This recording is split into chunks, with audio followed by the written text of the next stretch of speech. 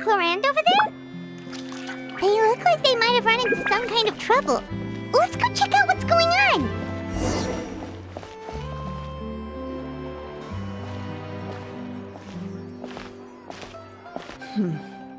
Still no dice?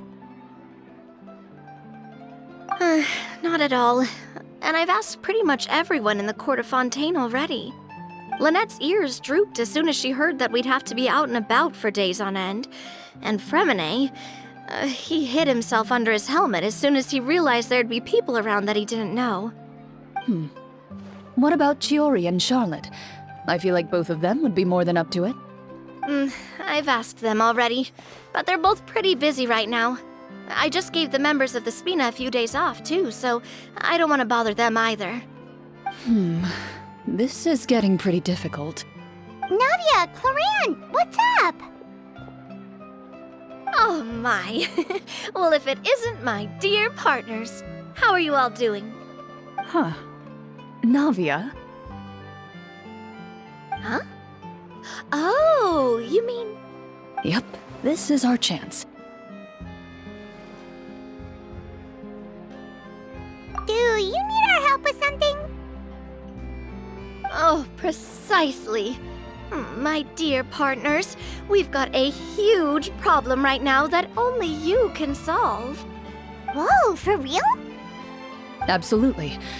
We've already exhausted all our other options.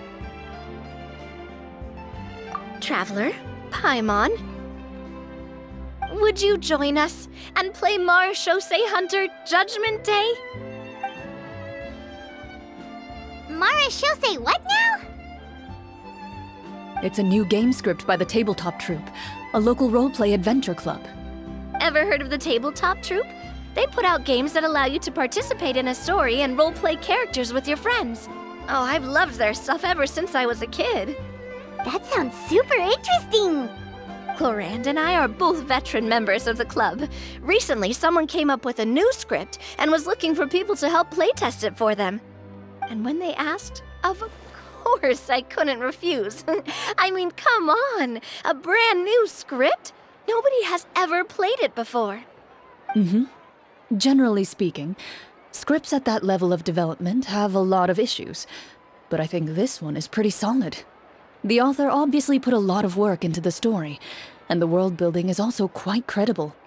Whoa. I know I was the one that handed you the script, but some of us haven't read it yet. No spoilers, please. Anyway, the script calls for a team of 4. Ah, yes. We're missing one final player right now. So, you're saying you'll help us out? I knew I could count on you, partner. Paimon and the Traveler are kind of a package deal. Is that okay? That's not a problem. I'll adjust the pace based on the actual number of players, and ensure that everyone has a good time. Well, Traveler, what do you think? Wanna play? Paimon will follow your lead. Well, that solves our problem. You have our thanks. Woohoo! I'll go grab the script manager from the club right away. The script manager? Didn't you just say that you gave Clorinde the script? The club introduced a completely new kind of gameplay for the script. In this iteration, the Game Master's version of the script is incomplete. The script manager provides the next part of the script only after players have completed the current list of objectives. On top of that, in order to increase player immersion, the club has created some of the story's sets and scenes in real life. We'll only know where we should go once the script manager reveals the starting location. Wow, you're right. Whoever wrote this script really did put in a lot of work. And it's got a real healthy amount of suspense, right? I mean, even the GM doesn't know how the story will end. I look forward to experiencing it with you all.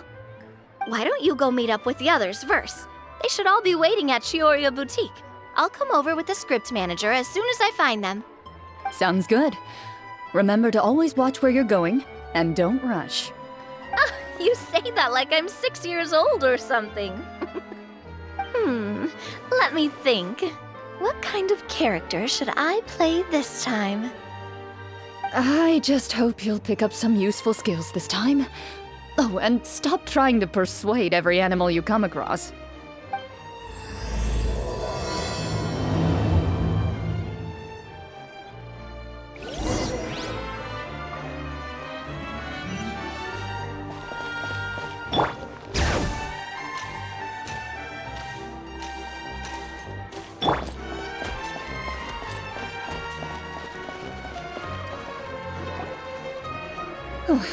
Sorry to keep you waiting. Ah, you're back! Huh? And you've got the Traveler and Paimon with you too! What a pleasant surprise. I assume you'll be joining us for the game then? Lyney, Furina! Paimon didn't know you were playing too! Are you also members of the tabletop troupe? I'm more of a casual member if anything. I haven't taken part in many formal club activities.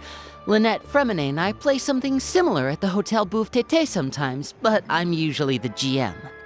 Still, I'm sure it'll be fun being a player for the first time. I'm looking forward to it. Well, I'm not a member of the club at all. Clorinde simply woke me up first thing this morning, said there was a good script worth experiencing, and asked if I wanted in. If you're interested, I can give you a referral. That should give you a 40% discount on membership fees. I think I'll wait to see how this experience plays out first, especially when it comes to the quality of the script. If it's sufficiently fun, then I'll join. Do you participate in a lot of tabletop troupe activities, Clorinde? You could say that. She's actually one of the few senior game masters of the troupe. Right. I knew about that even when she was still my subordinate. It's nothing. Really, just a small hobby of mine. Wow. Paimon's so used to seeing you be all upstanding and intimidating as the champion duelist. It's kind of hard to imagine you role-playing with a bunch of friends.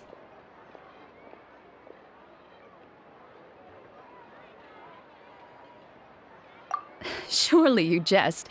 I would never intentionally make things difficult for my players.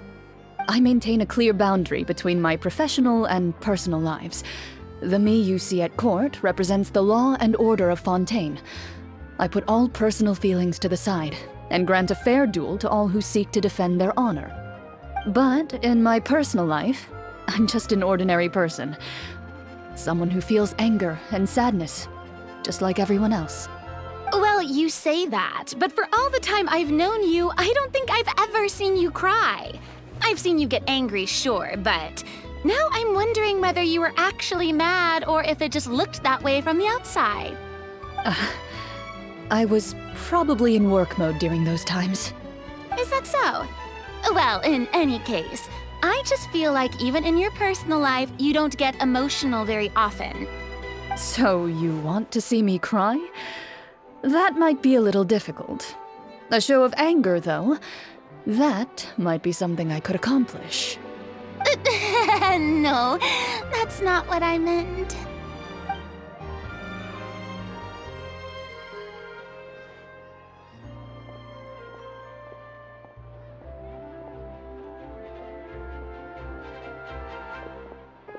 I'm back!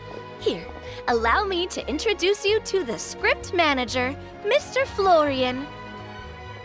Pleasure to meet you all. Hello. Wait, are you a champion duelist too, Mr. Florian? Oh, no. This is just the costume provided by the club. I occasionally play a few of the roles in my scripts. That sounds like a lot of work. It's nothing. It's the least we can do to give the players a more immersive experience. Anyway, allow me to give you a brief introduction of the script. This script was adapted from the real history of the Marechaussee Hunters.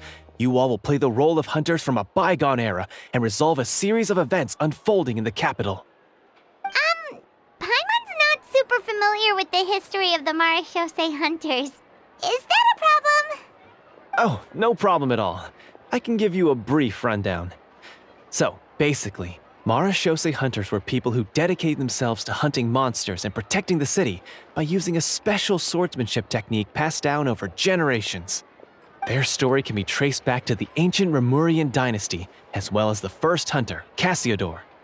But I'll leave the finer details for you to seek out and discover later.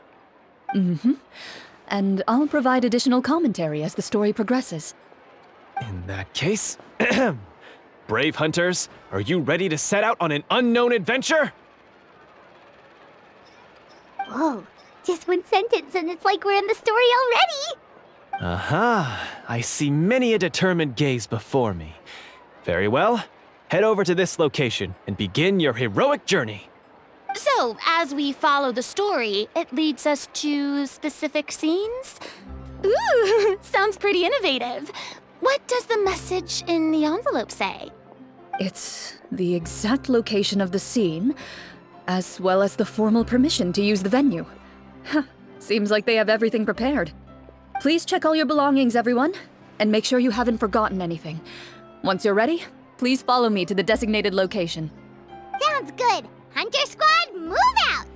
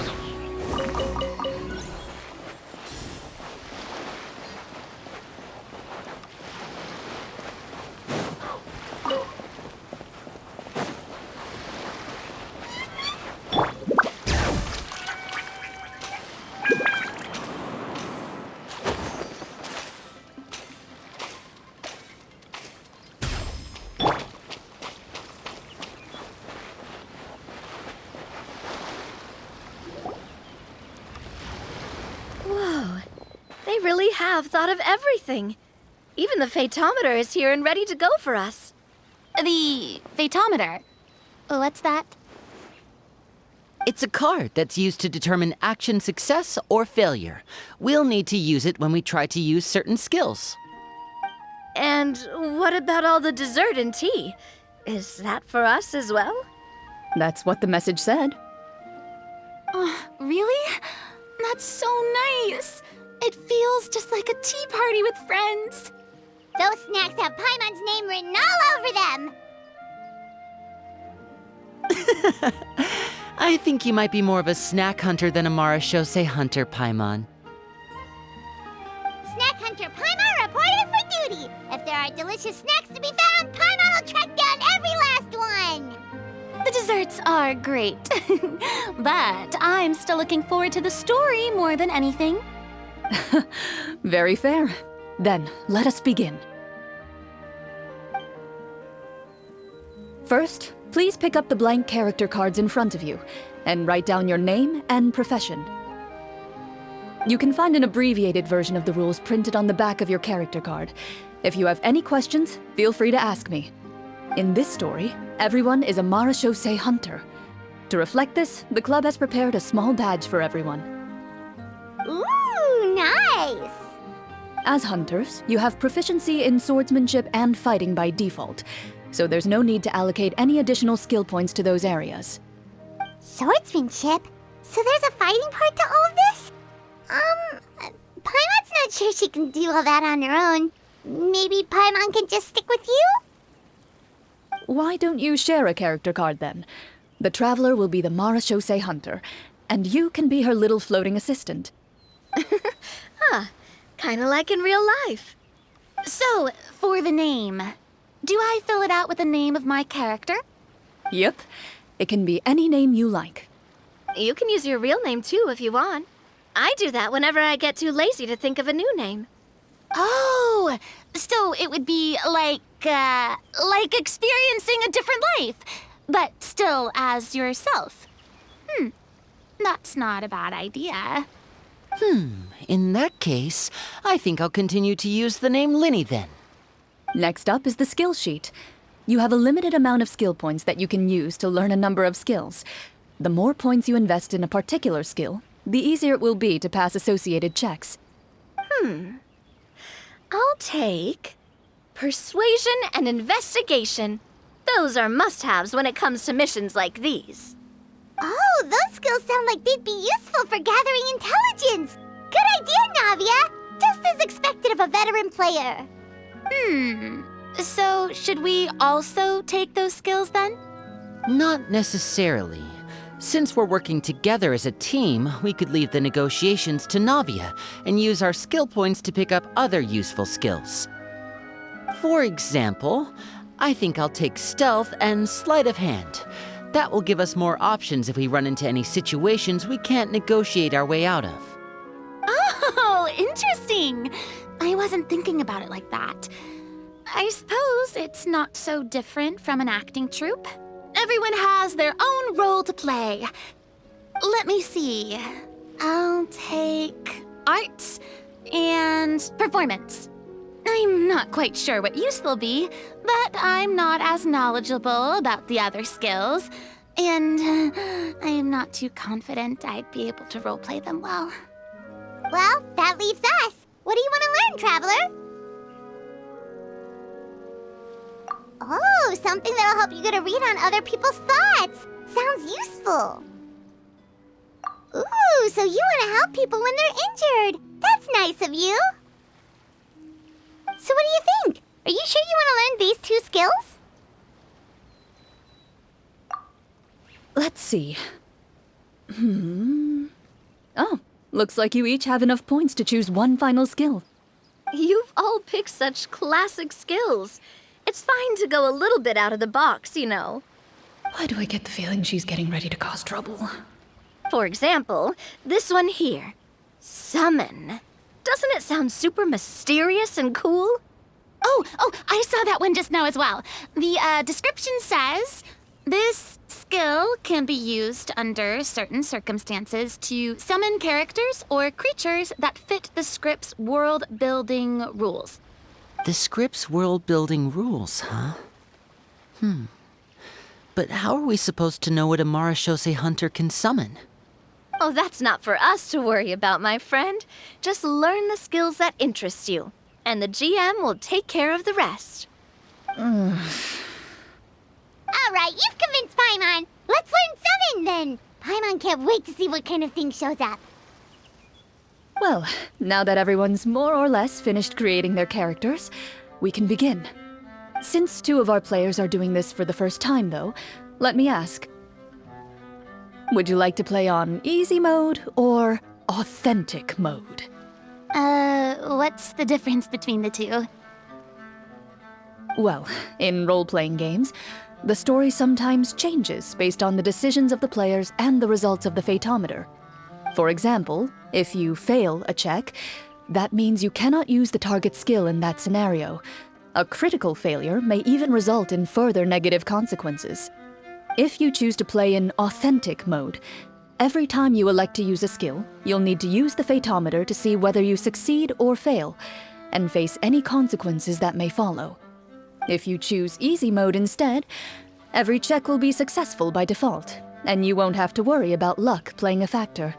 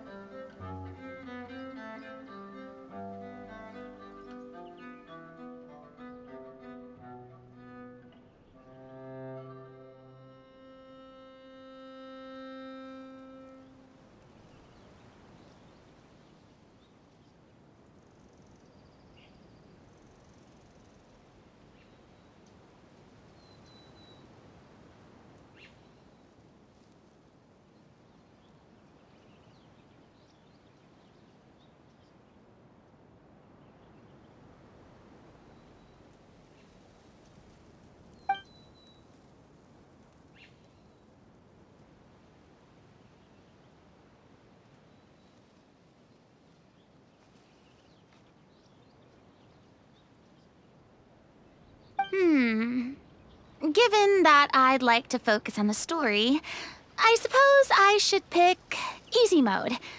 I'd feel bad if I brought the team down by failing my checks. Huh? Oh, come on. Don't worry about that. RNG is the lifeblood of role-playing games. I'm going with authentic mode for sure. Never knowing what you might have to overcome. Ugh, doesn't that sound exciting? I'd rather be mentally prepared for what might happen. All right, then I'll mark down Furina for easy mode. All her checks will be successful by default. As usual, Navia and Lyney will play on authentic mode. What about you, dear partner? How would you like to play? Are you sure? Trust me, you'll see the beauty of RNG. Honestly, I don't think Clorinde would make things too difficult for us no matter what the Fatometer says. Isn't that right, Clorinde? No promises. That wasn't super reassuring. Well, anyway, enough talk. Let's get started. I want to experience at least a good chunk of the story today. Speaking of the story, why is the beginning scene on a beach? Well, that's because... a long time ago, back when human civilization was still in its infancy, powerful demons and evil sorcerers ruled over the land. They created a host of monsters and sent them to slaughter all humans in existence. Soon, a group of human rebels banded together. With their swords raised, they swore to brave the darkness, and in doing so, subdue each and every monster that sought their destruction. They became known as the Marachose Hunters.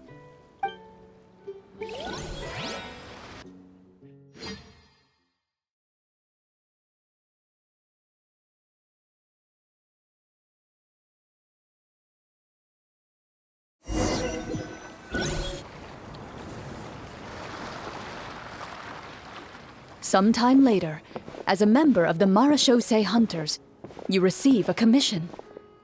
Following the address provided on the message, you take a boat and arrive at this strange city. As you inhale, you can taste the slightly salty air of the docks as you begin to survey your surroundings. There aren't many people in the vicinity, but you do take note of a few others who, like you, seem to be sizing up this place. Your eyes meet, and you realize these people are fellow Marachose hunters, likely led to this location after receiving the same commission as you. You're all Marachose hunters too, right? Allow me to introduce myself. The name's Navia, monster hunter by trade and helpful neighborhood businesswoman on the side. What say you to traveling together? We can help each other out on the road. Okay, count me in. My name is Lyney. I've been wandering since I was little and picked up a few less than legal tricks along the way. I was adopted by a Marachose hunter and later chose to follow in his footsteps. Is this where you introduce your character to everyone? It sounds like they've done this dozens of times. My name is Furina, and, I grew up in a noble family. I always had a strong interest in performance and the arts. Even though I'm a Marachose hunter, what I really want is to be a performing artiste. Hey, that's really cool. You can do it, Furina. That's exactly how it's done. Paimon is Paimon, a good friend and companion to this Marachose hunter right here. I've been studying medicine ever since I was a child. I want to do my part to eradicate these monsters and use what I've learned to heal others. Oh, welcome, welcome. When we face the monsters, I'll make sure to charge in front to give everyone some cover. You can take care of the healing at the back. You open your envelopes at the same time. The message reads, "To the honorable and trustworthy Marachose hunters, our kingdom is currently facing a grave crisis. The lands outside the capital have been overtaken by monsters, and our people are being led astray by forces of wickedness. We beseech you, please help us resolve this crisis and return peace and stability to our home." Huh. The layout of this city looks super familiar. It kind of reminds Paimon of Mondstadt! The scriptwriter must have used a real-world city as a reference when coming up with the map. As experienced hunters, the layout of the city reminds you of places once traveled. You recall the sight of tree-lined streets and the gentle tranquility of days gone by. Yet, as you regard the city in front of you, it appears to be little more than an empty shell. Its hollow gates are open to you, beckoning you to come forth and bring salvation back to the town. I carefully read every line of the letter and turn my attention to the signatures at the bottom. Who issued this commission to us? You see a long string of unfamiliar names. It would seem that many of the residents of the city issued this commission together. They sensed that things were not right within the kingdom and sent a distress signal to the outside world. In that case, why don't we take a walk around the city and see if we can learn anything from the local residents? Oh, good idea. We might be able to get some leads on the monsters and bad guys we're after. You look up and see a tavern nearby. It appears to be open for the day. Why don't we go check out that tavern? If the novels I've read are anything to go by, taverns are usually full of information.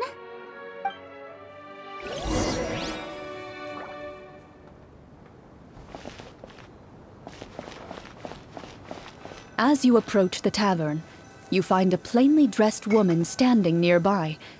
She appears to be rather troubled about something.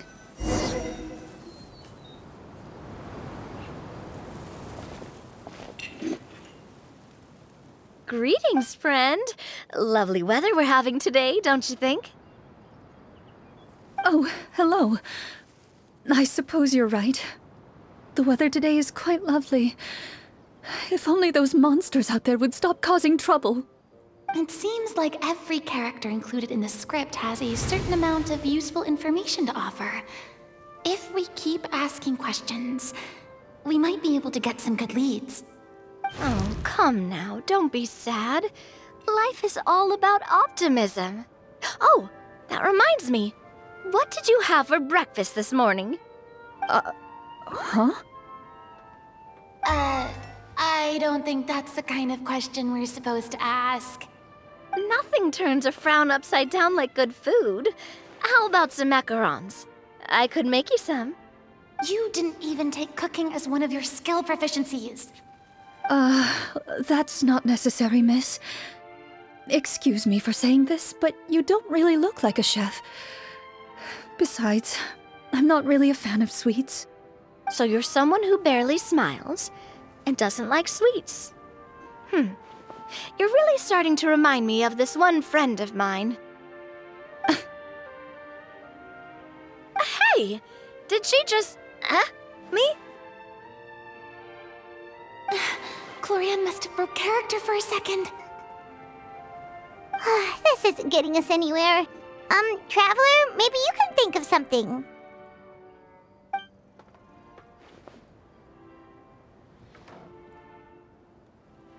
The results of insight checks aren't disclosed to the players, so I'll be the one consulting the fatometer.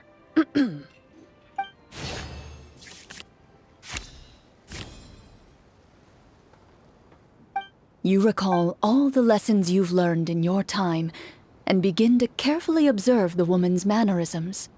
You notice that when she's quiet, she has an empty look in her eyes, as if her thoughts have drifted to a place far, far away. And when she speaks, she often subconsciously reaches out to touch the ring on her left hand. So you noticed. That's a little embarrassing. A horde of monsters suddenly appeared near the capital recently, so all the guards were dispatched to fight them.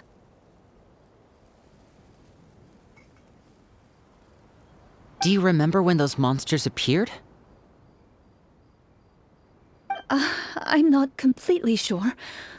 All I know is that my husband was dispatched to fight them 3 days ago. Do you know where he was sent? It all happened so fast. When we said our goodbyes, he couldn't even tell me where they were sending him. You have our thanks, friend. We'll find and defeat those monsters as soon as possible. We sincerely hope your husband will be able to return to your side soon. Oh, thank you. Don't worry. We'll find him. Just try to remain optimistic and wait for good news. We don't always get to choose what happens to us. But we do get to choose the little things, like what we eat and how we respond to the things life throws our way. I hope that one day, you too will recognize the power of something as small and inconsequential as a delicious dessert. I'll do my best. You bid farewell to the woman, and continue your journey further into the city.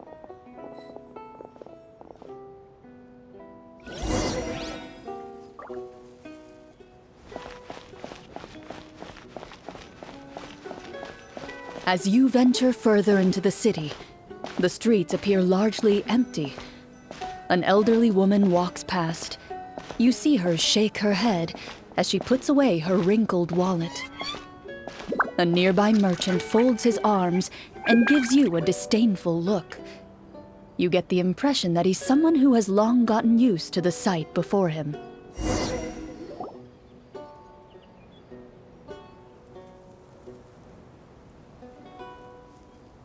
Although he doesn't seem very friendly, merchants are usually a good source of information, right? Pardon me, sir. I'd like to ask a question if I may. That depends. How much are you willing to pay? How about this much? What do you take me for? Some lowly beggar? You can't even buy half an onion with that amount. Surely an onion can't be that expensive, right? What do you know? War's nearly upon us. Everything costs several times what it did before. If you're not gonna buy anything, then scram. Whoa, what a nasty guy. Maybe we shouldn't even bother talking to him. But he still might have information we need. Traveler, can you think of something?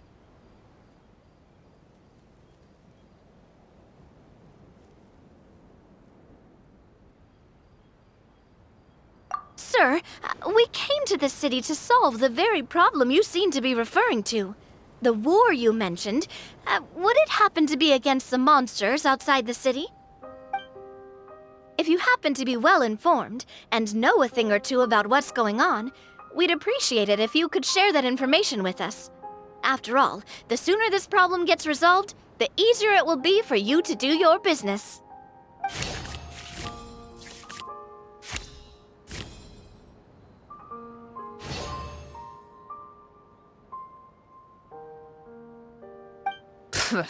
Well, things are basically as you said, young lady. Those monsters are camped outside the city, and they've been destroying all our trade routes. We have limited reserves within the city, so if this continues, we're all gonna be in big trouble. Wait, you're saying no one has put a plan in place to distribute supplies or maintain order? We could all starve, and those nobles in the palace wouldn't even break a sweat. Who knows? Maybe they've been in cahoots with the monsters all along. That is concerning. All right. That's all the information you need, right? Off with you now. I've still got business to do. You know, if you smiled a little more, you'd definitely get more business. And I bet that would make your life just a little bit sweeter. I'm not saying it's guaranteed to work. It's just a tip.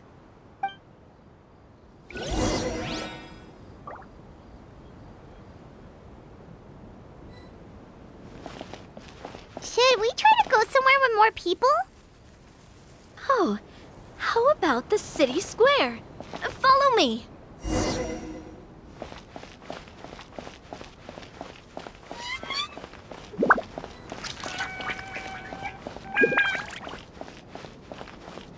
Before you lies the city's central square. You see a man with a slightly anxious look on his face, pacing back and forth, his head hanging low. He doesn't seem to notice your approach. Still immersed in his own thoughts, he shakes his head and lets out a long sigh.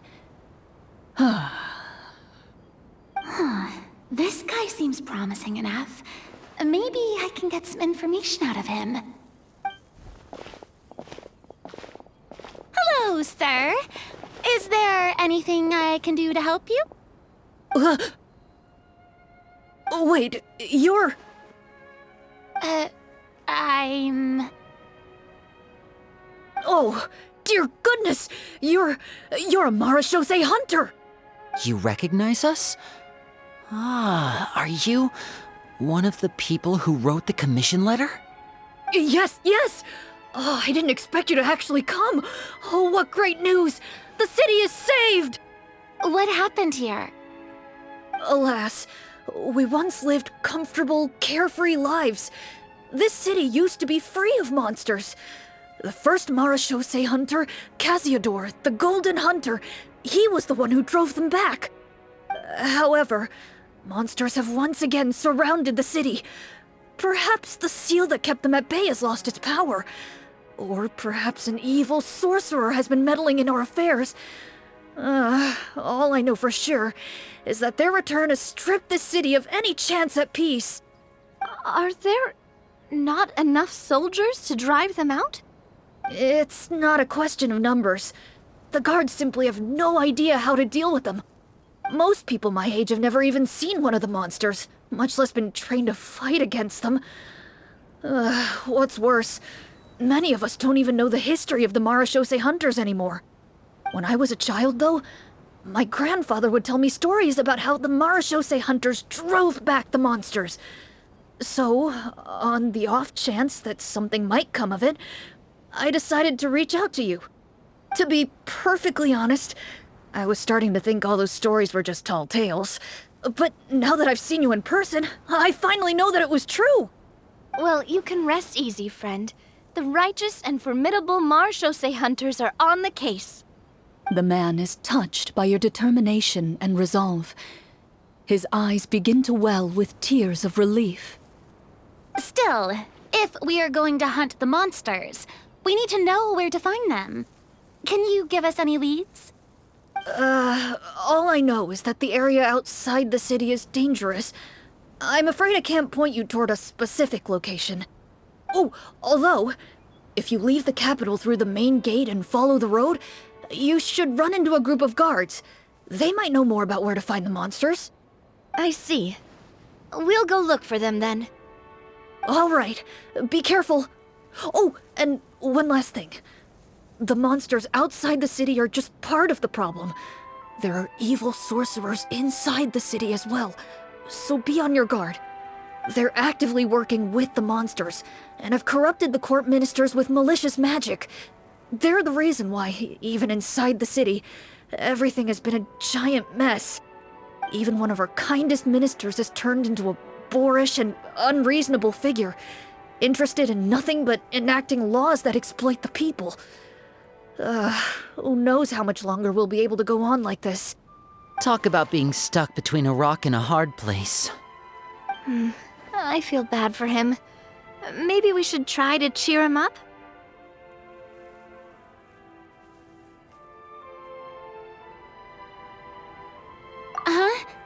Like, now? Is this really the right time? I appreciate your kindness, but for now, it's more important to focus on the crisis at hand. Brave hunters, I leave the future of this kingdom to you.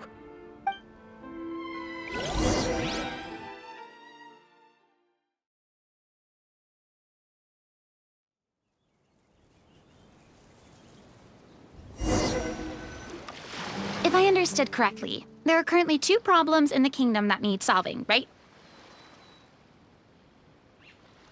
Exactly. We need to defeat the monsters outside the city and take down the evil sorcerer stirring up trouble from within. But which problem should we tackle first? Well, this seems like a good moment for a break. Take some time and discuss what you want to do. Let me know when you've made your decision. I really didn't expect the people in the city to keep us at arm's length like that. I totally thought the hunters would be treated like heroes. Well, Clorinde said the script took cues from the real history of Fontaine, right? Maybe the real-life Marechaussee hunters were also treated like that. I wouldn't say it's a perfect representation of history, but there are definitely some similarities. Would you like to hear more about it? Sure. As long as it doesn't spoil anything in the script. You brought up bits and pieces of the Hunter's history before, but it was all in passing. Paimon wants to know too! The Hunters were super powerful, right? Were they all from a special line of supernatural beings or something? Kinda like the yokai in Inazuma? No. All Marashose hunters were ordinary mortal fighters. The only thing that set them apart were the special sword techniques passed down over the centuries. Huh? So you mean anyone could become a Marashose hunter? In theory, yes. All you would need to do is survive the rigorous training and master the swordsmanship techniques required to fight the monsters. Still, most people dropped out at the early stages, and others called it quits the minute they saw a monster in person. To become a hunter, you must be strong in both body and mind. What kind of monsters did the hunters fight exactly? Oh, and the evil sorcerer the script mentions. Did they exist in real life too? The land of Fontaine once played host to an ancient dynasty known as Rapperia.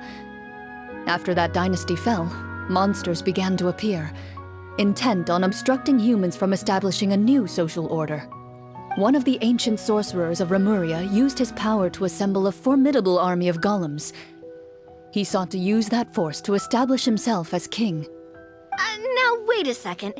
Don't tell me that guy was the inspiration for the evil sorcerer in the script. We still haven't found any in-game information on him yet. So, why don't you talk about someone else for now? Well, I wasn't planning on going into anything you might be able to find out in the game. But if you want me to talk about something else, then... How about Casiodor, the Golden Hunter? Or Egeria, the ex-Hydro Archon? Wait, but those people are all from a super long time ago. Where did you learn all this, Clorinde? From my master. Huh. By master, you mean Miss Petronia? Someone you know? Absolutely. Miss Petronia and my father were good friends. Back in the day, she would often bring Clorinde over to play, but then... Let's not get off topic. Anyway, back to what I was saying. Responding to Egeria's call, a number of warriors followed Casiodor into battle against the monsters. This group of warriors, under Casiodor's leadership, became known as the Marashose Hunters. Yet, as Fontaine entered an era of peace, their work gradually became obsolete. The Marashose Phantom, originally an association made up of hunters, eventually came to be predominantly comprised of Melusines. Ah, I see. That explains why most of the people in the script have forgotten the hunters or think of them as nothing more than a legend. Is that really a bad thing, though? It can get tough always being the one shouldering everyone's expectations. Depends on who you ask, I suppose. If the name of the organization no longer commands respect, investigative work is bound to suffer.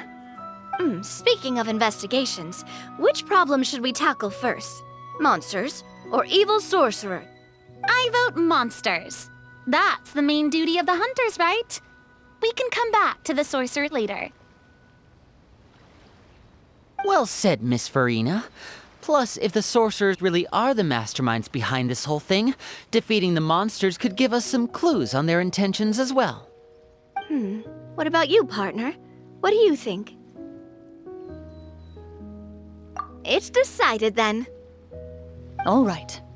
After some discussion, you decide to turn around and head out of the city.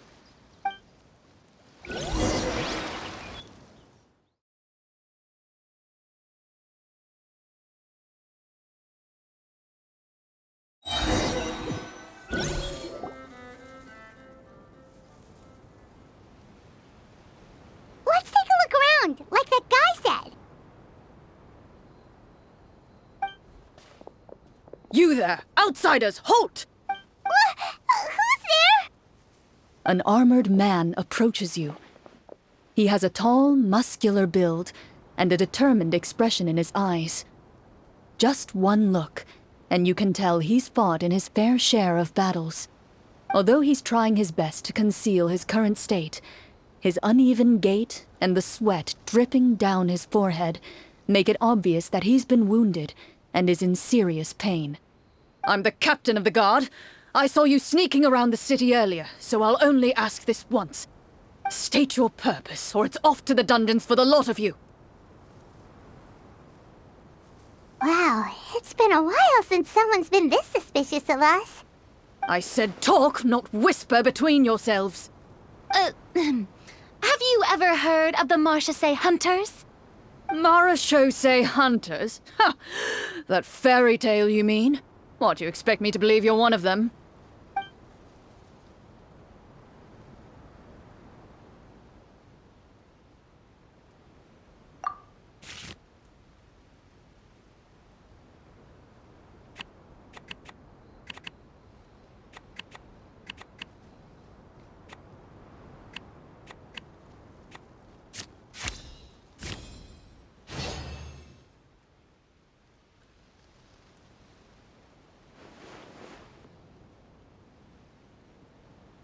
Using your knowledge of medicine, you're able to deduce that the injury on his calf was a monster's doing, and the wound has already begun to fester.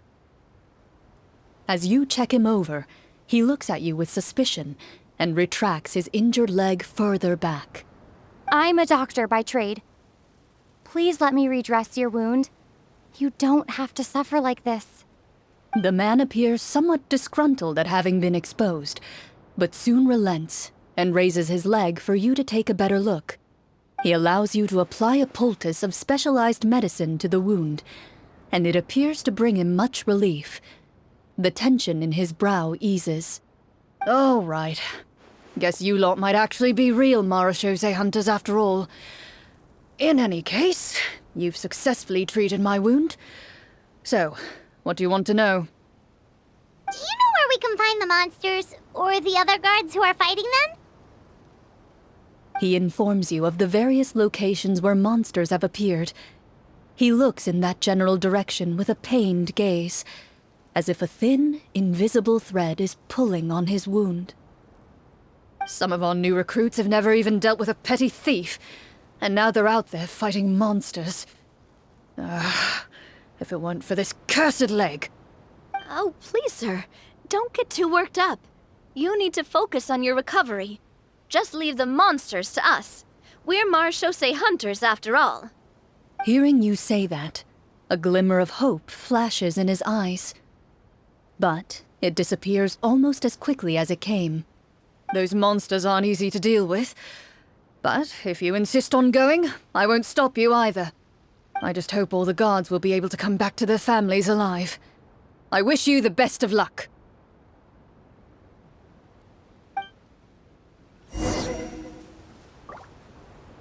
Based on what the captain said, the monsters should be right up ahead. Let's go. Hopefully we're not too late.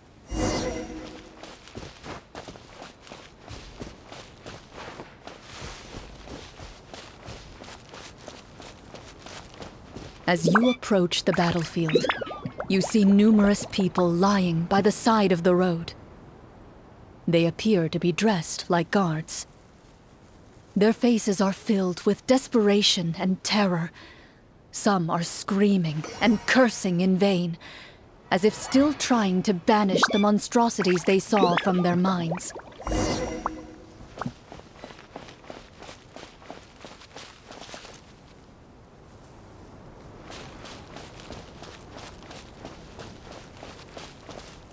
A few of the wounded look up at you in shock and disbelief. Quick, leave this place. Turn around and don't look back, they yell.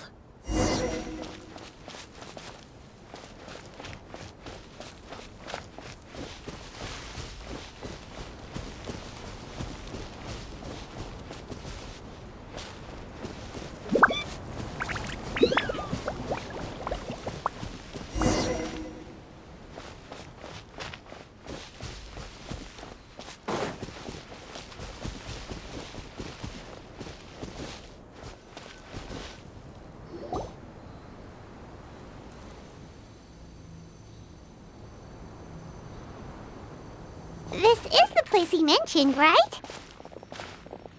You see broken iron swords scattered all around you, and downed trees riddled with terrifying claw marks.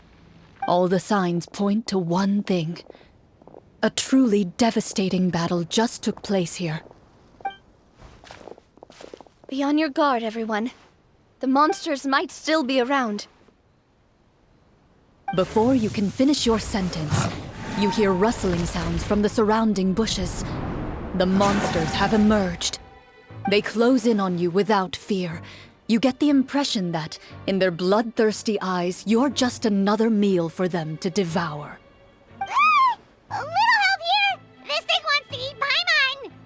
Your battle round begins now.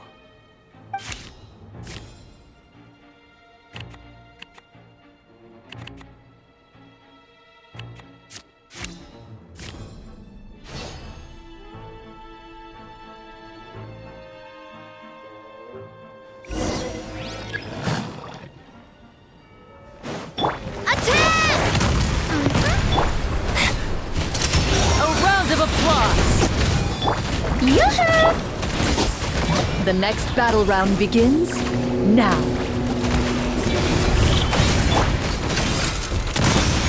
Feeling lucky? The monsters let out a terrifying roar of anger and resentment before dissipating into thin air. Ugh, thank goodness it's over. We're lucky the Marashose Hunter class came with all those preset skill points. Otherwise, we would have been in some real trouble. I never knew the Fatometer even determines the amount of damage you inflict. If you get unlucky, isn't it just game over right then and there? That's part of the fun. The uncertainty of fate is what gives these games their appeal. Just as you begin to celebrate your victory, a suspicious lump on the ground catches your attention. A suspicious lump? Wait, could it be the thing that appears after every battle? I walk up to it, crouch down, and begin to carefully examine it. I've still got my right glove on, so it should be fine for me to touch it, right? As you investigate the mound, you discover that the exposed portion appears to be made of wood. It was previously obscured by the large form of the monsters. With the monsters gone, the small protrusion now awaits your discovery, poking out of the ground like a shy flower bud. Whoa, it's a treasure chest!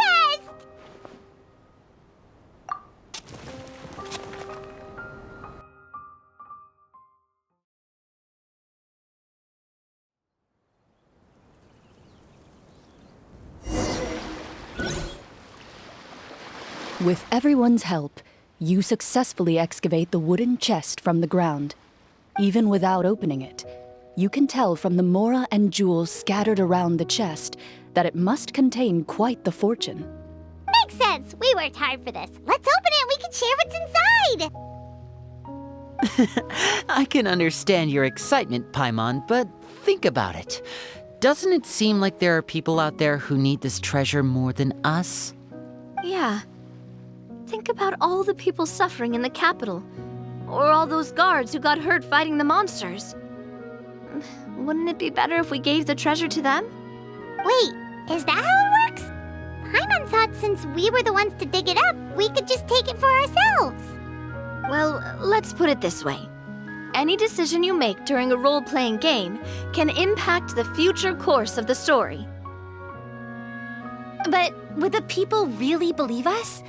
It's hard enough for us to prove we're Marashose hunters. What if they think we procured the treasure illegally? They might get even more suspicious of us. That's definitely something we should consider. Maybe we can come up with an explanation in advance. Well, if donating it could cause that much trouble, why don't we use it to buy some gear and fill up on good food? Then we'll be ready to fight even more bad guys. Looks like you're facing a difficult choice once again. Well, it's getting late. Why don't we call it a day for now? Wow, where did the time go? I'm not sure if it's because I'm having so much fun with you all or because the story is particularly enticing, but I feel like I could almost keep going. Here, here. Ooh, how about we play through the night? I'm not sure I'll have enough energy for that. Yeah, that won't work for me either. Lynette will give me an earful if I get home too late. I understand how you feel, Navia, but we have to change venues for the next part of the story anyway. Huh? Another location? There's a special note for the GM at the end of this section that says to proceed to an indoor set for the next part of the script. Whoa, they really pulled out all the stops for this new script. Well, even if we end the game for the day, we can still stay a little longer and hear Clorinde finish her story, right? Paimon wants to hear more about the history of the hunters. Something tells me you just want to finish the free desserts before we break for the day. That's just a coincidence, okay? Besides, to Paimon, not finishing free food feels even worse than having to buy her own. And anyway, Paimon really does want to hear more about Clorinde's master. Well...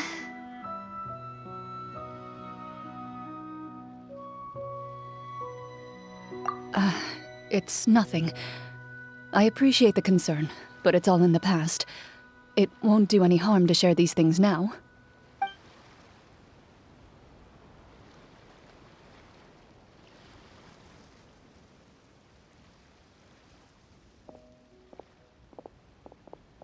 My earliest memories are of living with Master.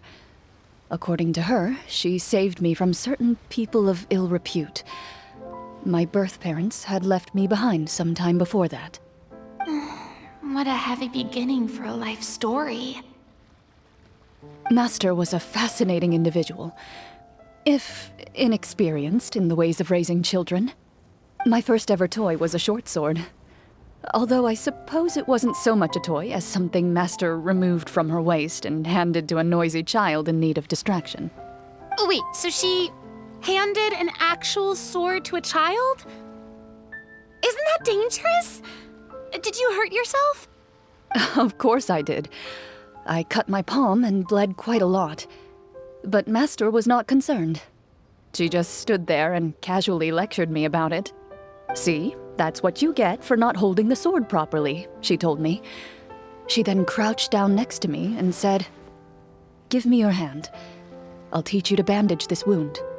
After that, it's time to learn how to truly hold a blade."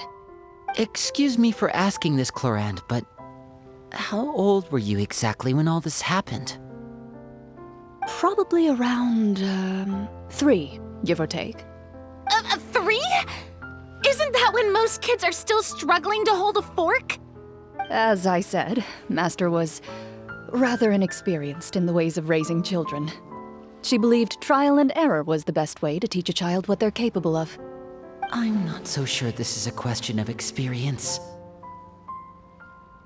I didn't see anything wrong with her ways at the time. And anyway, children don't get to choose how they're raised. Oh, she did bring me back a pet from Liyue once. It was a Geovishap hatchling. A Geovishap hatchling? For a pet? That seems even more dangerous.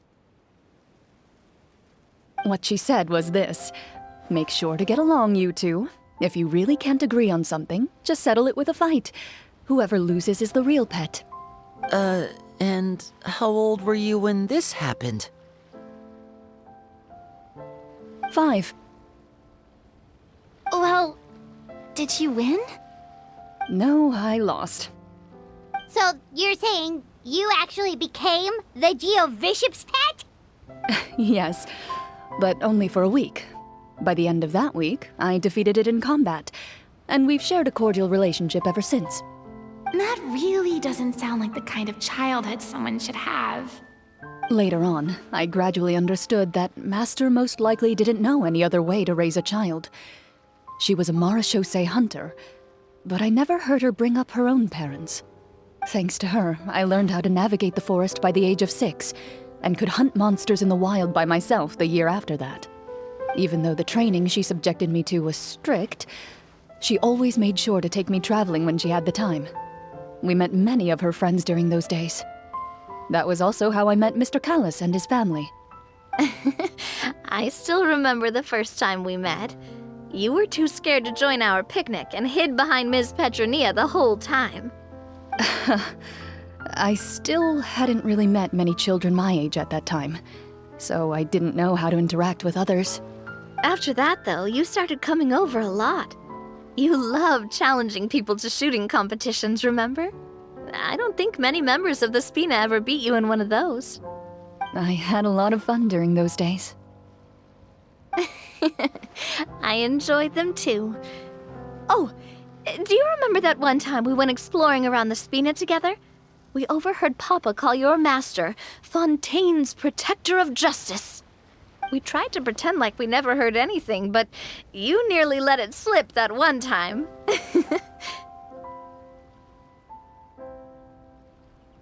Protector of Justice? Oh, wait, you mean that vigilante hero from 20 years ago? The one who is always active at night? Yep, that would be her. She often would put on a black cloak and go out at night. I never knew where she went or what she was doing. Until, like Navia said, we overheard the truth from Mr. Callis that night. 20 years ago, huh? I still remember the guards leaving all kinds of witness reports about her on Nervalette's desk.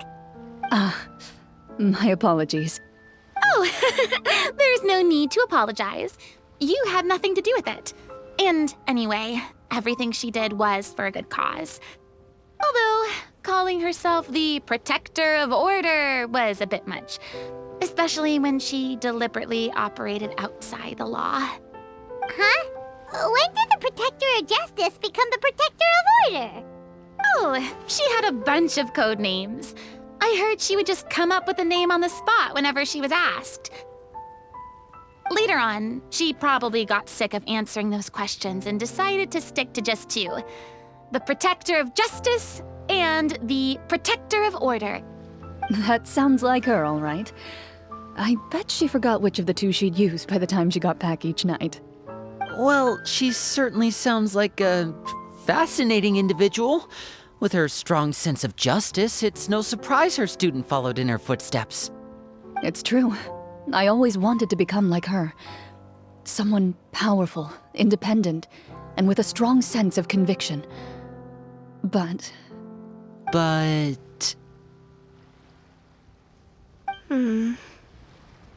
She suddenly disappeared the night I turned 10 years old. Disappeared? What happened? I have no idea. She didn't even leave a note. I was never able to find out where she went. That night, I was celebrating my birthday at Navia's house, but Master never came to pick me up. When I returned home on my own, it was to an empty house. When she still didn't appear after a few days, I went to Mr. Callis's house to ask about her whereabouts, but he only shook his head. Papa probably didn't know either. I know he sent a few people to investigate the matter in secret, but they never found any credible leads. Don't worry, I understand. To be perfectly honest, given Master's personality and way of doing things, it all made a lot of sense. If I had to guess, I'd say she probably used it as an opportunity to force me to become independent. Just like how, when a litter of kittens reaches a certain age, the mother willingly leaves them behind. Were you upset, Clorinde?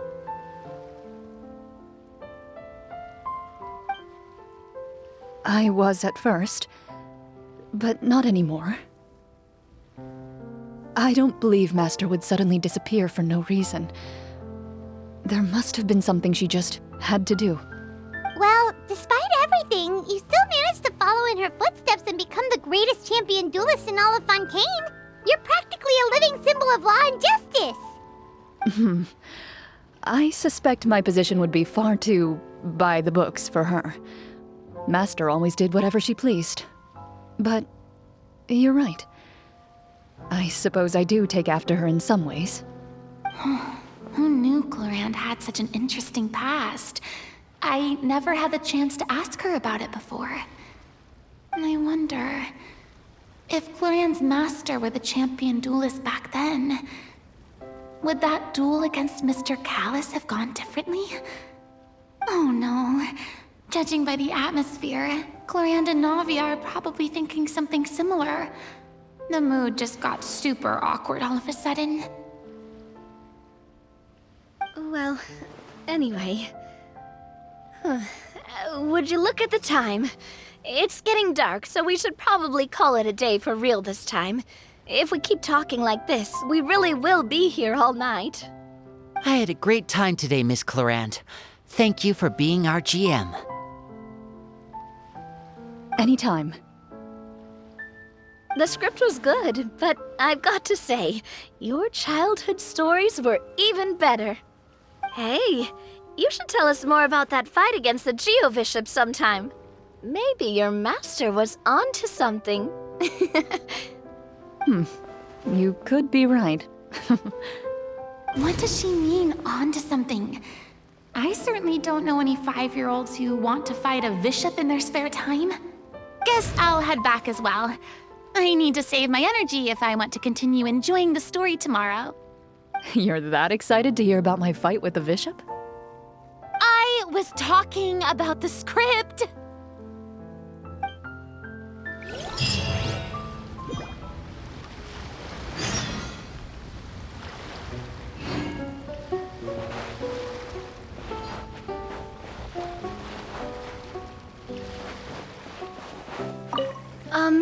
Just between the two of us, could you tell me what it was like to be the Geo-Bishop's pet? It was nothing special, really. Geo-Bishops don't understand the concept of a pet. So basically, it just headbutted me whenever I entered its territory. And that hurt? Yeah, it hurt. What, something you want to experience for yourself? Oh, I'm good. Thanks.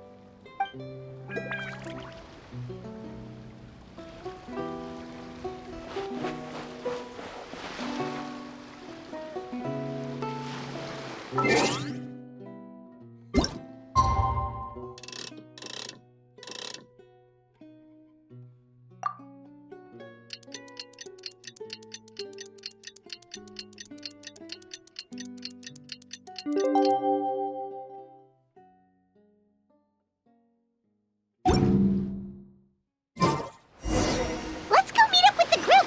Paimon's really looking forward to today's story.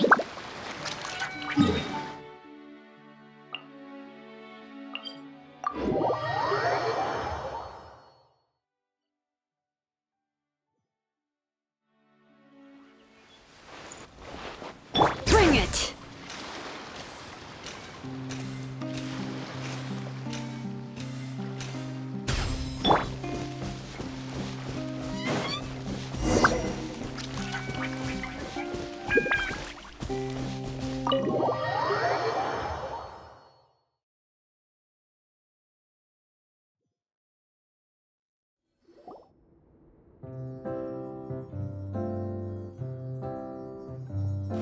Looks like everyone's here.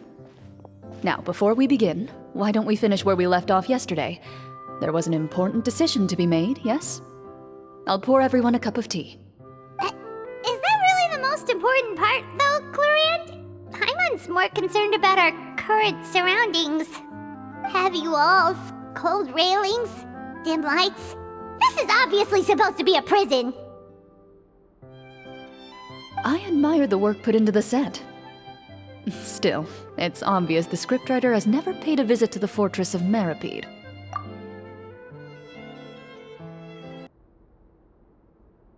So this set is going to be a part of the script? Unfortunately, that is something I can neither confirm nor deny. Anyone think Clorinde's smile is starting to look kinda scary? Well, whatever happens, we'll just have to push on. But first, we should really figure out what to do with this treasure. If we're worried about arousing suspicion because of our identity, why don't we give ourselves a different name, just like Clorinde's master did? Yeah, it might be better to keep a low profile. As long as we're helping people, it doesn't matter who we are or what we're called. Staring at me won't get you anywhere. Or did you want some more tea? Oh, Paimon's good. Thanks. Why aren't you saying anything, Navia. Wait, what's that next to you? Oh, this is the short sword Clorinde mentioned last night. I found it. Huh. I'm surprised you managed to track it down after all this time. Well, I made sure to take good care of it, considering the circumstances in which you gave it to me. Of course I had to keep it safe. Anyway, where were we? Oh, right. I was just thinking about all the potential ways for us to break out of prison. We could dig a tunnel, or try to bribe the guards. Wait, we haven't been thrown into prison yet, have we? Well, it's only a matter of time. It pays to be prepared. Just like how you should always have an umbrella on hand, even when it's sunny. All right, Paimon's made up her mind. Let's just give the treasure away. Paimon may have wanted to keep it, but if it's going to land us in prison somehow, Paimon will be too upset to enjoy her snacks. So, you reached an agreement? All right then, we can continue with the story. Oh, and we'll collect all the scattered pieces of treasure on the ground as well. All right. You collect the treasure and make your way back to the capital with your bag of loot in hand.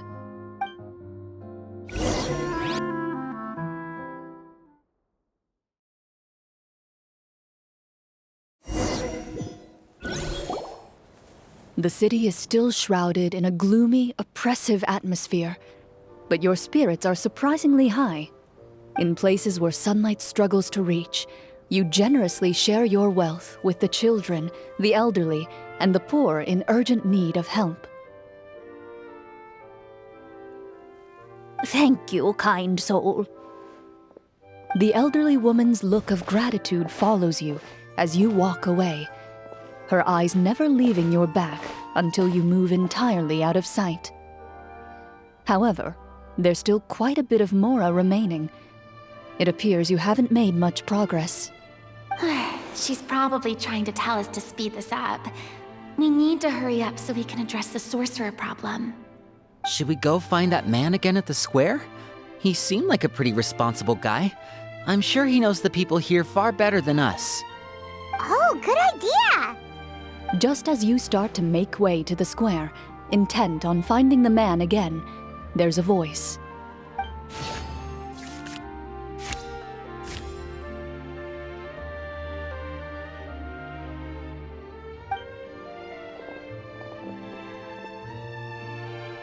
Please wait, distinguished guests. Several strange guards suddenly call out to you. They run forward to meet you and proceed to politely pay their respects. Greetings, gentlemen. Are we being invited for afternoon tea? Surely you jest, my lady. That would not be our place. It is His Excellency the King who requests to meet with you. Please come with us.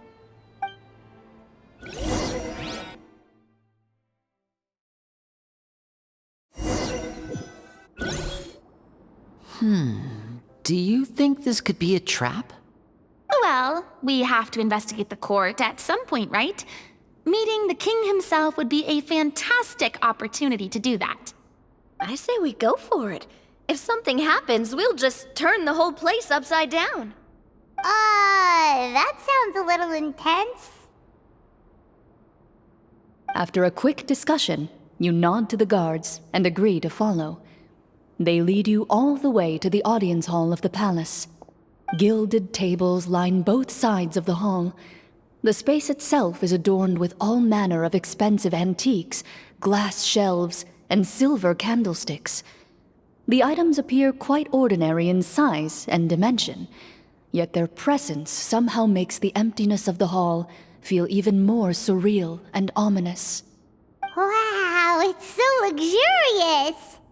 The elderly king, clad in a magnificent robe, sits upon the deep crimson throne before you. He wears above his head a majestic crown, with a gemstone the size of a bird's egg set right at the very front. As you observe it, you see a complex pattern of light reflect off its surface. They're here, Your Majesty. A man dressed in dark clothes, likely a minister, shields his mouth with his hands and bends down to whisper a few words to the king. After a moment, He lowers his hands and stands back up. His gaze shifts to fixate on your group, but he does not move from his place at the king's side. The king does not appear entirely aware of his surroundings. The man by his side, though. We should keep a close eye on him. The king remains still and says nothing. The minister is the one who speaks. Esteemed guests, allow me to thank you for coming to our faraway kingdom. Unfortunately, His Majesty the King finds himself quite exhausted from work. So please allow me, his Prime Minister, to welcome you in his stead. I've heard tell that your group, the Marechaussee Hunters, used your exceptional ability with the sword to repel the monsters near the capital.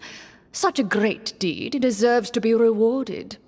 However, seeing that I was not fortunate enough to observe such a feat with my own eyes, you'll forgive me for seeking to verify the truth by speaking to you myself. Well, we've got nothing to hide. You brought us here to talk, right? So we'll just explain what happened.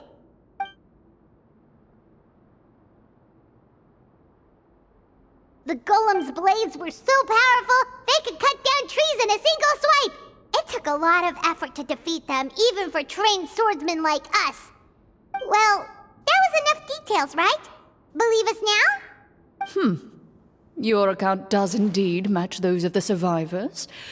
Since you were the ones who defeated the monsters, that must mean you are also in possession of the treasure they stole?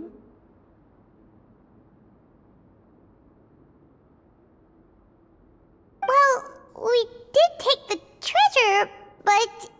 How did he know about the treasure? Then I must ask that you return it at once. It belongs to the kingdom. Wait, but didn't you just say that our great deed deserved a reward? Shouldn't the treasure be considered a part of that? Yes, that was indeed what I said. But you seem to have forgotten a very important distinction.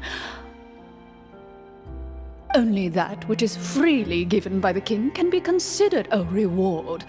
Taking the rightful wealth of a kingdom without said permission, on the other hand, is a crime. But that's completely unreasonable! Yeah, that makes no sense!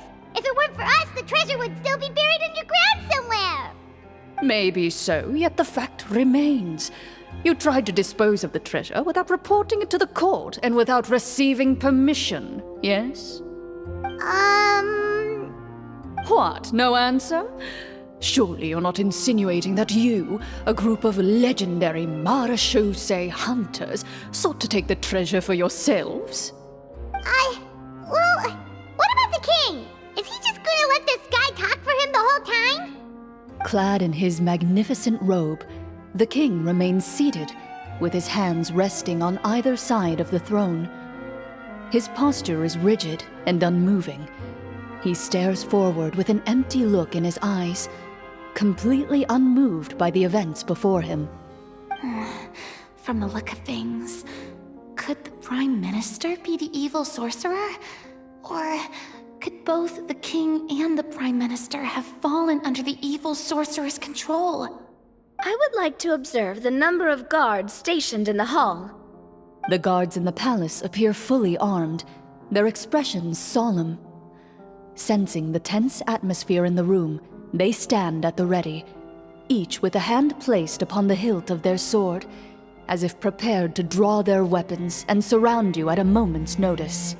Well, there goes my plan to turn the whole place upside down, I guess. It appears we've been visited by nothing more than a group of ill-intentioned imposters. What a pity. Guards, take them away and throw them in the dungeons. Before I decide your fate, however, I must first determine whether you have any accomplices outside the court. Can't we try to slip away? Or maybe start some kind of riot? But if we try to fight the guards right now... Don't worry. At least we figured out who's behind all this. Let's just play it by ear. If you're scared, Paimon, just hold my hand. Aw, thanks, you guys. You allow yourself to be led away by guards surrounding you on both sides. It's only when you begin to feel drops of water falling from the dungeon ceiling and smell the stench of death and decay all around you that you finally realize you've stepped into a completely different world. Stay here, and don't try anything funny. The guards lock the cell door and leave without looking back. Wait, sir! Your voice echoes through the dark hall, but the only response you receive is the sound of water dripping from the ceiling. No! What should we do now? Carve out a new path of fate with our own two hands, of course. I draw my weapon. You reach toward your waist, but find nothing there. You now recall that your weapons were confiscated before the guards locked you in the cell. The bag of treasure along with them. What about that knife I hid in my boot? When did you hide it in there? When I was thinking about digging a tunnel. Rejected. You failed to inform the GM of this course of action. Moreover, the guards would have conducted a thorough search before throwing you in prison. And the keys to the cell aren't anywhere to be seen? Correct. You don't even feel a lock hole on the cell door. Oh, well, there goes all our plans. Indeed. Huh? Why are you the one saying indeed? Because that statement holds true for me as well. This is where the script ends. What?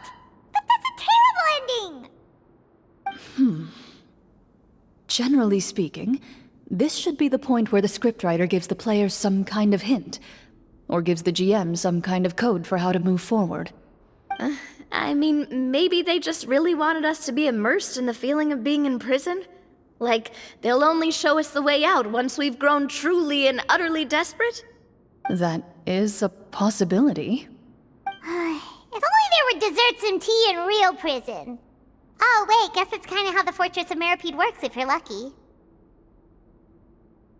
Oh, before I forget, Navia, the short sword you had with you earlier. I took a closer look, and the craftsmanship doesn't appear to resemble anything from this era. If I remember correctly, that style was last in vogue several hundred years ago. Wait, Clorinde said that sword used to belong to her master, right? Does that mean her master has been alive that long? I doubt it. The way she went about things often made her seem childish more than anything. I'd say the sword was most likely an heirloom passed down over time. Hang on. A precious heirloom passed down to you by your master. And you gave it to me just like that? You weren't worried I might lose it? Master left many things to me when she disappeared. There was the sword, an old key, and a good amount of junk she probably just didn't want to take with her. I gave you the sword back then, because I didn't want our friendship to end. Wait, when did this happen exactly? After the duel. Between Mr. Callis and myself. Before that, Clorinde would have meals with us and even stay over at the Spina some days. She was on great terms with Papa as well. After the duel, though, there was a period of time where we simply didn't know how to face each other.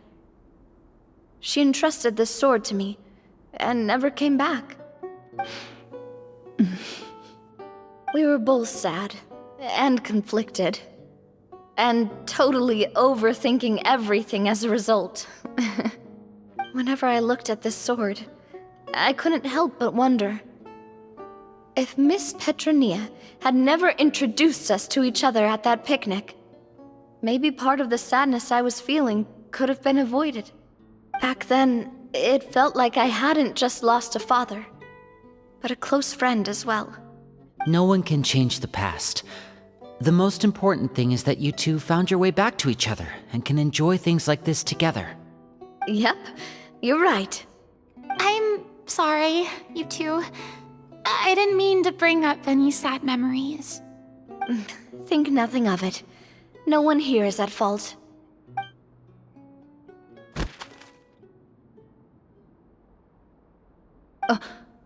Huh?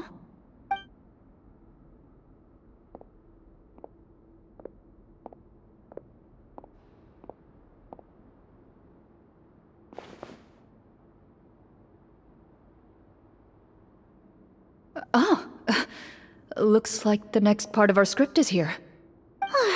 Perfect timing. The situation was really starting to get desperate. And not just because of the prison thing.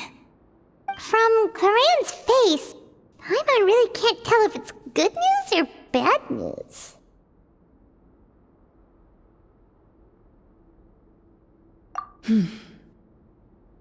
Water continues to drip from the ceiling. In this lightless dungeon, you lack a reliable way to tell how much time has passed. Eventually, you get used to the unpleasant odor of straw, mold, and rust, and find yourselves alternating between fits of drowsiness and despair. Suddenly, you hear footsteps outside the door. Heads up, everyone. Someone's coming. Gather close, everyone, and keep your voice down.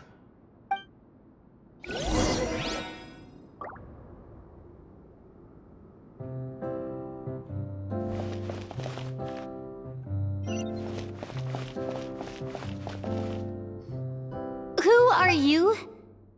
I work as a guard in these dungeons, but my true identity is the same as your own.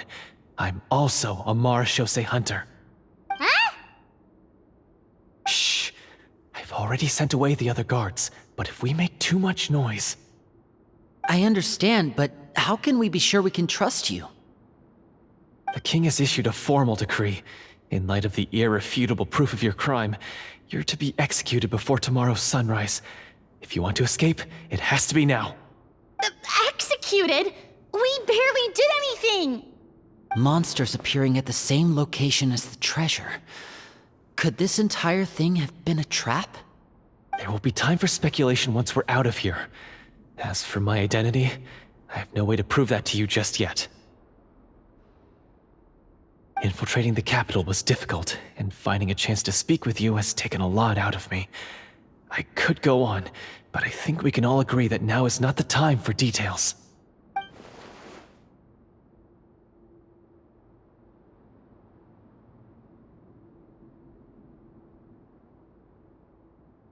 Have you seen our weapons anywhere, sir? Don't worry, I brought them with me. They're just behind the door. Still, these weapons alone won't be enough to defeat the true enemy behind the scenes. His faction is too powerful. The guards are all under his control, and he's even stationed a number of golems in various rooms throughout the palace. To defeat him, you must find a secret vault. It is said that within that vault, the Marechaussee hunters of the past left behind a treasure with the power to defeat the sorcerer. You're not coming with us? No, I'll remain in the dungeons to deal with the guards. I'll try my best to distract them so they don't go after you. As long as my identity is not revealed, I'll be able to aid you when the final battle comes. In that case, please stay safe. Thank you for your concern. I will do my utmost. As for the location of the vault, here, this map should lead you there.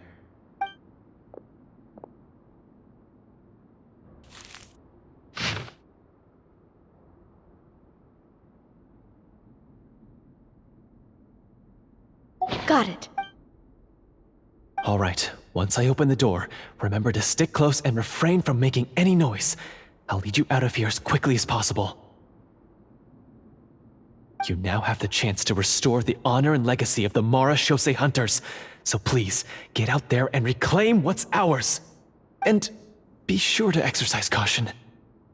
With the help of the guard, you successfully escape the dungeons. Your sense of despair and anxiety both seem to fade as you continue your quest.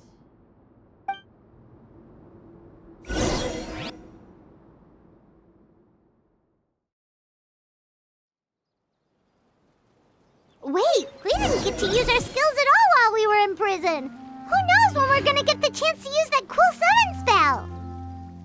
That is a pity, but we can only continue to move forward.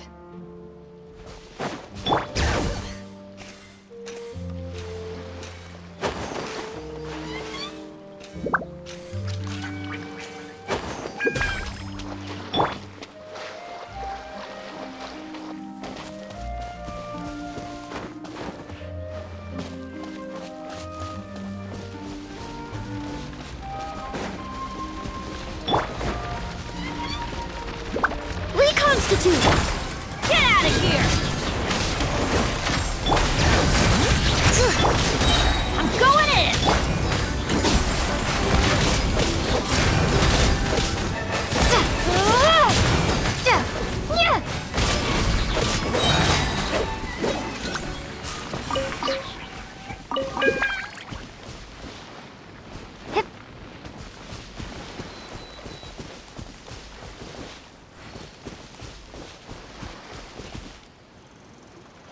This should be the place marked on the map. This bit of rock certainly looks suspicious. Well, I'd say an investigation's in order then. Plus, if all else fails, we can just blow it up. Wow, you really meant that! Before you lies a serene stretch of open water, its surface shimmering a brilliant shade of sapphire blue.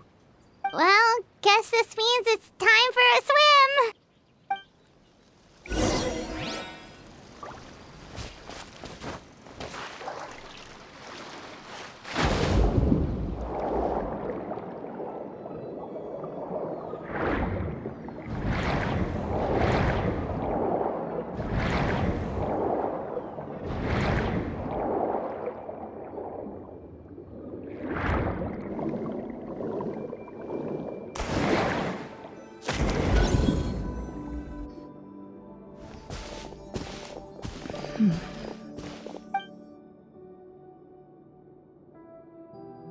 What's the matter? It's nothing. As you step into the cave, you find yourself in an eerily quiet space. Before you lies a narrow passageway that appears to trail off endlessly into the distance.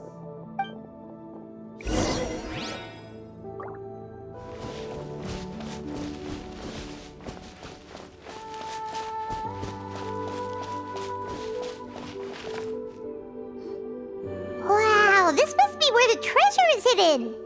But this door is blocking our way in. It almost looks like it's been here for quite some time. I've got to hand it to the tabletop troupe. They really went all out with the props. Huh. What have we got down here? A kind of mechanism connected to the door? Ah, it looks like we might have to arrange it into a certain pattern. A pattern on a stone door. That's something Master mentioned before. Is something wrong, Clorinde?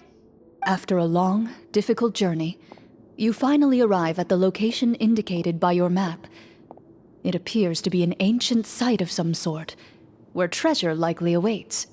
Your surroundings are exceedingly quiet and serene, as if the secret that slumbers here has never once been disturbed.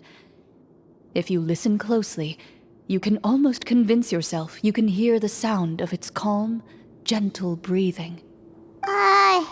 That description makes Paimon feel kinda bad for disturbing this place.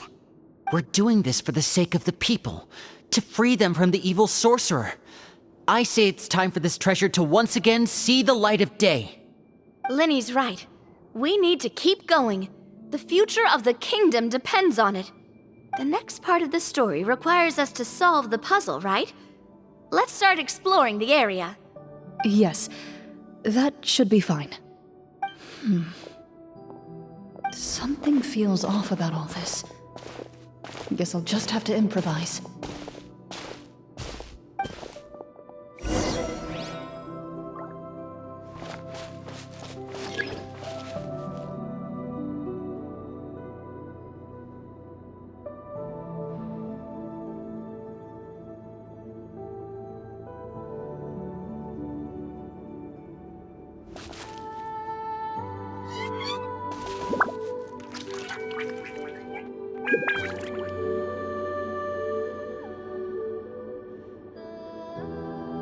I found something!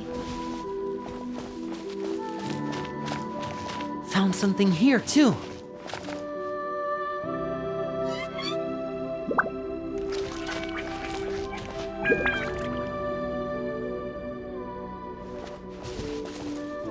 Same here.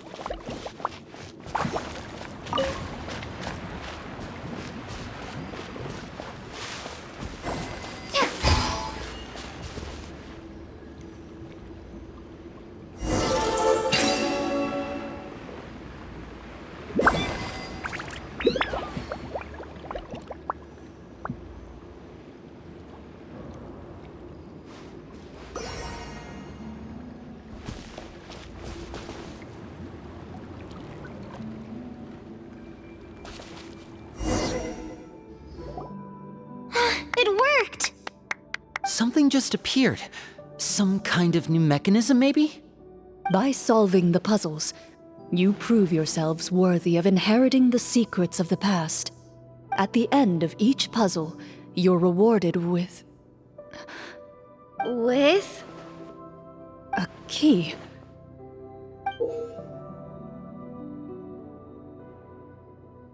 Oh, it must be the key to the big door. Huh? This is one of the Marechaussee Hunter keys that are passed down from generation to generation. It looks just like the one Master passed down to me. It is said that 4 keys in total are required to form the final, complete key.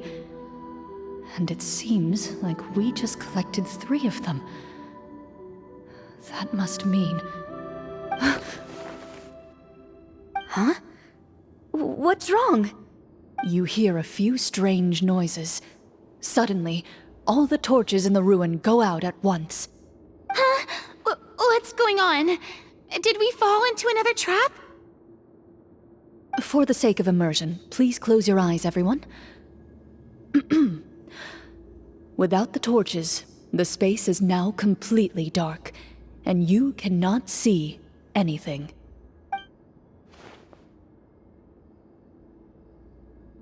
But Paimon can still see a little bit over here. Oh, right, sorry. Suddenly, you hear the sound of footsteps pierce through the darkness. There's someone else here? Oh, this is so unsettling. I can't see anything. I've been discovered then. Wait, that voice, it's... You recognize the voice as belonging to the guard who led you to this place. It appears he now covets the treasure for himself, and has come to stake his claim. Oh, so this is just part of the script. Then I can probably relax. Well, if we can't see anything, that means we can't fight to the fullest of our abilities. Should we retreat for now? Judging by the way he's holding his sword, he must be a real Marechaussee hunter. But this isn't part of the script. Retreat? That's not the hunter way. If it's dark for us, then it's dark for him. We choose to fight. Your choice is noted. Please keep your eyes closed until I tell you the torches have been relit. This battle will be in the dark. You got it! Well then, let us begin.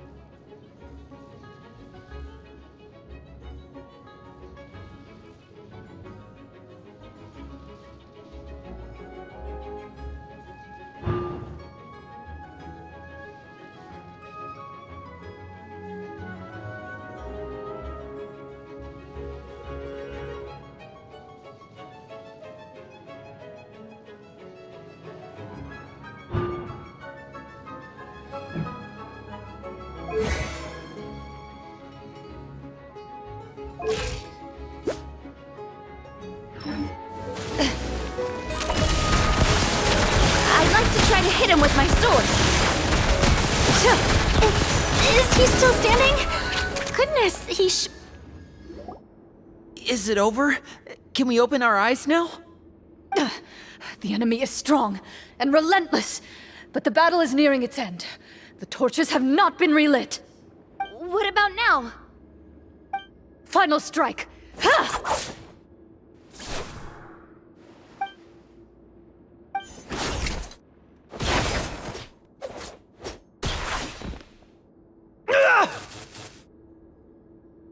Oh, well, did we get him?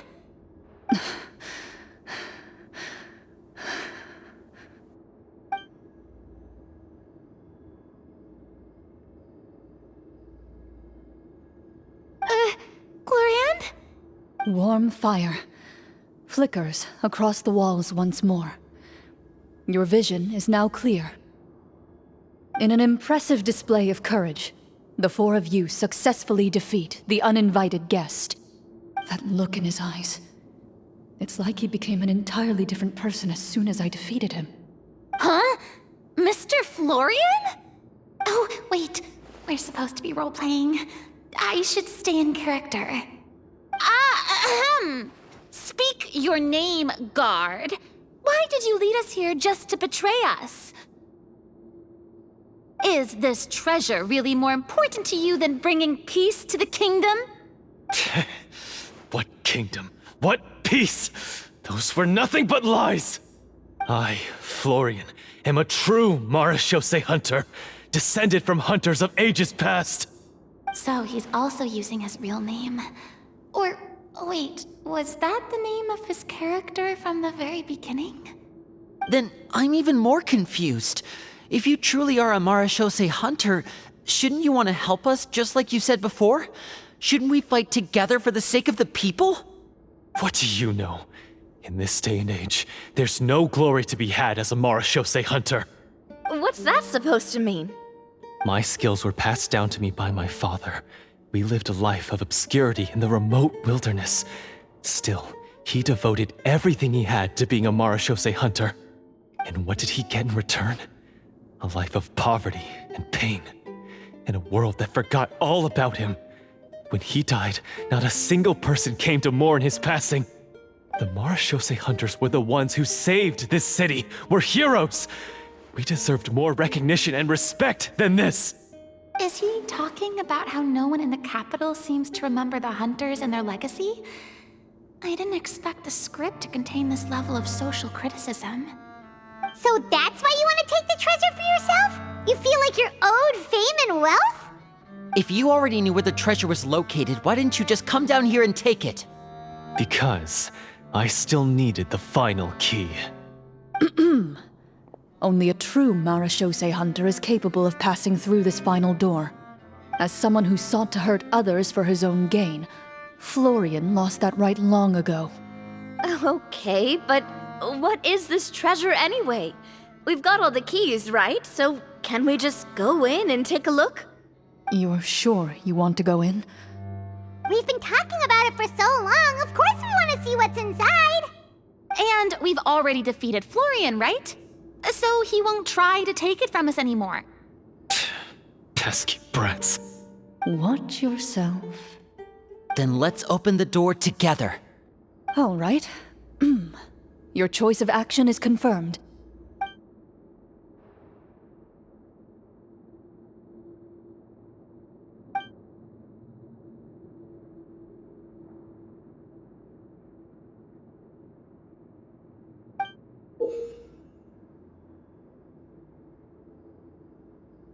Before you, the door to the treasure, sealed and undisturbed for more than 100 years, finally swings open. You hear the shrill wail of the door hinge as it rotates for the first time after years of disuse, almost like a sleeping giant letting out an extended yawn. You get the impression that the secrets buried behind this door might be just as heavy as the sound you just heard. It's open! Come on, let's go in! Paimon wants to see what's inside! Ooh, me too!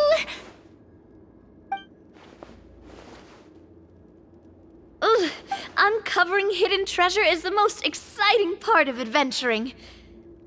What do we have here? Uh-huh. A stone tablet? And some shabby weapons? You call this a treasure vault? Looks more like an abandoned warehouse! Maybe the troupe ran out of budget at the end?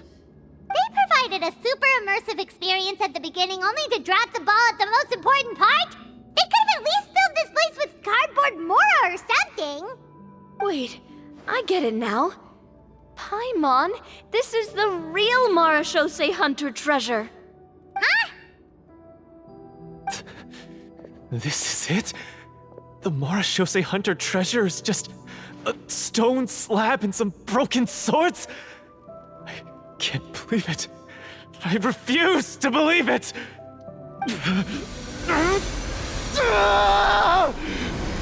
Whoa, are you okay? The marechaussee hunter before you appears to suffer a serious mental breakdown. He needs to leave the room for a moment to collect himself. One of you seems to understand the significance of the treasure already.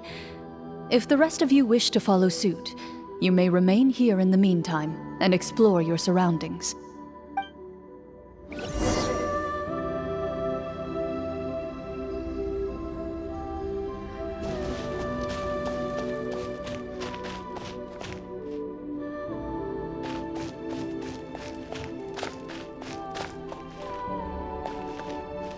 What is the treasure supposed to be?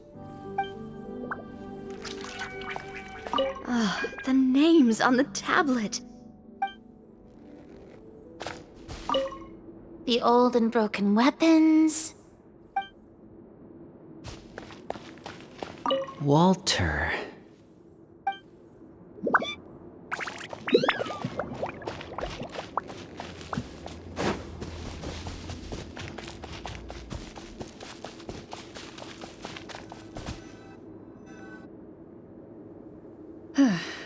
So, how are you doing? Feeling any better? What just happened? Do you remember how you got here? Or what happened to your body just now? I remember now. I brought you here because I wanted to... The explosives in the cave! You mean these? Huh? How did you... I could tell something was off the moment I stepped into this cave, so I kept an eye out. I've already dismantled the whole thing. So the strongest champion duelist in all of Fontaine saved the day once again. Guess I shouldn't be surprised. It would seem your skills as a marechaussee hunter are as sharp as ever. I deserve some answers, don't you think? Tell me why you wanted to lure me here. Everything you said earlier sounded like the truth. Luckily, your monologue was dramatic enough to convince my friends you were just role-playing. I don't know. I just always felt like there was something in my heart that didn't belong to me. Something agitated and angry. Who knows? Maybe it was my own anger all along. I could never really tell. The feelings about my father and the other marechaussee hunters are real. It just wasn't fair. I was angry, bitter that no one remembered them or praised their accomplishments. I don't know when it started, but at some point, my anger came to completely consume me. At that point, I remembered the legend my father used to tell me. The one about the treasure. But if the treasure was all you cared about, why plant all those explosives? Wouldn't they just destroy the treasure and bury you along with it? I can't remember. My head is a mess.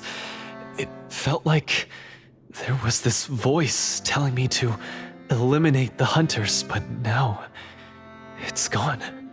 From your description, I suspect you were dealing with a devorator. Devorator? Oh, your master... your father, I mean. Never talked about it? It was a kind of monster that was active several centuries ago. No, I've heard of it. I'm just not sure why you suddenly... Wait, it can't be. The seal! The seal?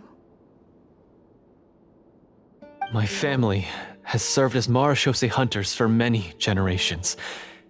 But the title and swordsmanship weren't the only things passed down over our line. There was a seal as well. My father instructed me to always watch over that seal and maintain it regularly. He said it had been passed down over a truly ancient age, and protecting it was our clan's most important duty. But I neglected that duty after he died. I finally decided to come down and check on it one day, and that's where my memories become fuzzy. The devorator would be a formidable adversary for any mortal being, even ones as capable as the hunters. If you lacked the power to completely destroy it, you could easily fall prey to its influence and corruption. In light of this, some marechaussee hunters chose to seal the devorator away, in the hopes that a permanent solution would come with the passage of time. I heard it has the power to amplify the obsessions and desires in people's hearts, to the point where they overtake you entirely. It would seem I'm not just lacking in skill with a blade, but in mental fortitude as well. And yet, you were able to retrieve 3 of the 4 keys. If I remember correctly, each was entrusted to a respected and capable hunter. How did you manage it? One of them belonged to my father. The second I stole from a different hunter. And the third was one that I snatched while the person was on the way home from the tavern. I nearly died in that alley. I know just how strong you are. It's as clear as day to everyone in Fontaine. I observed you from dusk to dawn, but could never find any opportunity to sneak up on you. I never even saw you drink a single glass of liquor. The only way I could think to obtain that last key was to lure you here using your hobby, and then... Oh, I get it now. That monster, it wanted to bury you here alongside the treasure. I won't comment on anything else, but the script was good. Well, I did pour my heart and soul into it. The stories my father used to tell me about the glory of the heroic Marechaussee hunters and how they came to be forgotten. It's more than just a story. Huh? You're proud to be a hunter. You're still holding onto that part of yourself, no matter how small. I have done so many despicable things. I have nothing to be proud of. Then explain the purpose of the evil sorcerer in your story. Huh? Isn't he the true antagonist? The one who sought nothing but his own gain, and used the people as pawns to attain it? In your heart of hearts, he was the one you truly wanted to defeat. But I've already tainted my sword. I no longer have any right to... Wake up, Florian. Remember how you introduced yourself earlier. Do you really think the hunters acted out of a desire for honor and glory? Or to be loved and acknowledged by the people? What did your father teach you about our order? You do not wield your sword for yourself, but to protect those you serve. There's nothing special about a blade. It's the intentions of the wielder that matter above all else. Do you still not understand? Even after seeing the treasure for yourself? The contents of that room, they represent the true legacy the hunters left behind. You're right. I am a Marechaussee hunter. It's time for me to redeem, no, to finally serve the people I vowed to protect all along. I wouldn't be so quick to push aside the need for redemption. I know. That's a charge I won't bother to defend myself against. Good. Then, come with me, and help me see the script through to the end. Huh? See the script through to the end? But there's no more script left. Never finished it, huh? No, I mean, I wrote the script with the sole purpose of luring you all here. There was no reason to write beyond this point. Then we'll just have to keep writing it. The evil sorcerer still needs to be defeated. You mean the Devorator? Are you saying I have to make up the rest of the script as we go along? Is that really so hard? You've already written most of it. Surely you can write an ending where the hunters win and justice prevails. I'll be there to help you too. You aren't afraid your party will fall into danger? I know what my friends are capable of, and they're all quite skilled. Besides, I need their help. Then, are you going to tell them the truth about all this? I don't intend to spoil the fun. Sometimes, protecting dreams and fantasies is more important than exposing the truth. Don't you think?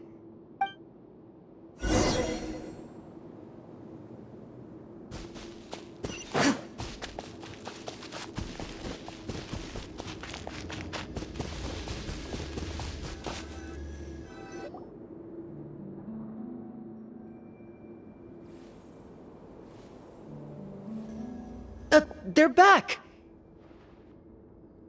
That took a while.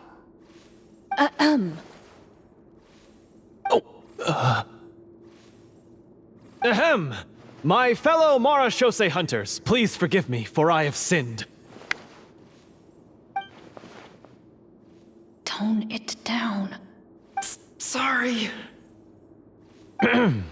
After crossing swords with you and witnessing your courage in battle, I've rediscovered my true self and regained my pride as a Marashose hunter. Oh, do I smell a redemption arc? I confess, I was brainwashed by the evil sorcerer. He asked me to lure you here so he could bury you in this cave. That little... Wait, you're saying all of that wasn't you, but the evil sorcerer? That's right. He's adept at manipulating the hearts and minds of the people. I fell under his influence because I did not possess a strong enough sense of will. Huh! And how are you going to prove that you're a changed man? We're not going to fall for the same trap twice. To be perfectly honest, I only came to my senses after seeing the treasure. It reminded me of my father's past teachings. The treasure was actually... The names of all the Marashose hunters from ages past and their weapons? Wait, you already know? Of course.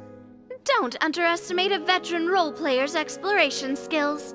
Oh, wait, I mean Marashose hunter Navia's exploration skills. We just finished reading through the content of the stone tablet.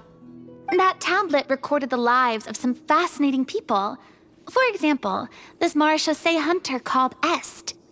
She inherited the responsibilities of the Golden Hunter and passed judgment on many people. But in private, she had a very easygoing personality. Her favorite pastime was singing and dancing with her friends, and she was said to have a beautiful voice. So, she was just like you. Oh, you really think so? Well, when you put it that way, I suppose I also have a few things in common with this Walter. Working as an executioner, he supposedly used a countless number of tricks to confound his enemies in battle. Oh, if only I could have seen the feats of magic he pulled off back then. Their lives were all so exciting. You could write so many cool books about their accomplishments. How could they have all been forgotten? Because they chose to be. To hunt monsters that only appear in the shadows, you must also operate in the dark. To be a Marashose hunter is to willingly give up on wealth and fame. Then this stone tablet must have been left behind by their companions. That's right. Few Marashose hunters ever revealed their identity to the public. They always protected the city from the shadows. The only time they spoke of their accomplishments would be at night, when they gathered with their fellow hunters in front of the bonfire to share stories of the monsters slain by their hand. So, this tablet was created not so that the hunters would be remembered by the people, but so that they would be remembered by each other. No wonder this place was so well hidden. You regard the stone tablet in solemn silence. The names of your comrades etched onto its surface serve as a reminder that you are never truly alone. The tablet proves that, although a hunter walks a shrouded path, it is not a solitary one. There will always be those who walk beside you, a fact that remains as true today as in ages long past. Their legacies shall continue to be passed down from generation to generation, as everlasting as the stone onto which their names are carved. Father, you once told me that I should seek out the treasure if I ever became lost. So this is what you wanted me to find.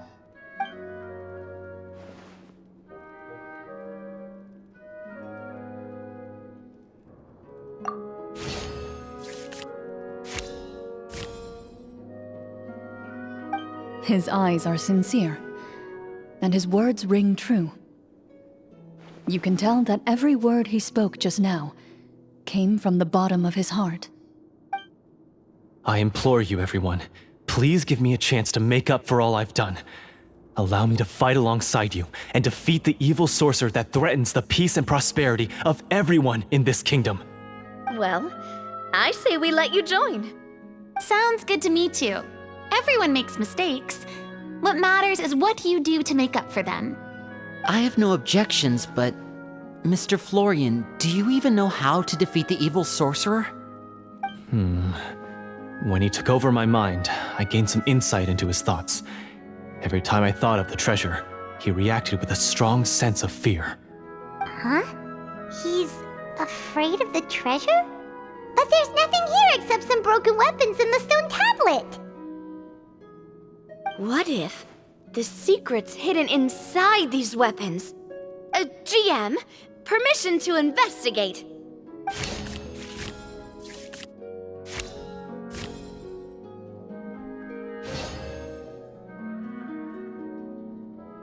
At first glance, the weapons appear absolutely ordinary.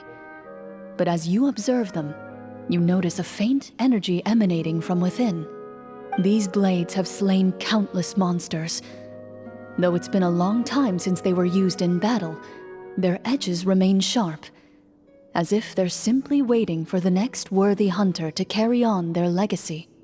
So basically take these with us, right? I'll take this weapon, since it used to belong to Est. Maybe it'll find comfort in being held by someone who appreciates the arts. Good idea. I'll take Mr. Walter's bow then, from one archer magician to another.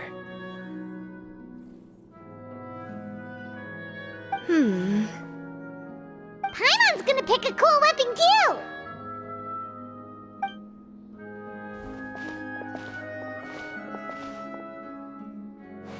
As you grip your weapons, you can almost feel the will of past hunters coursing through your being.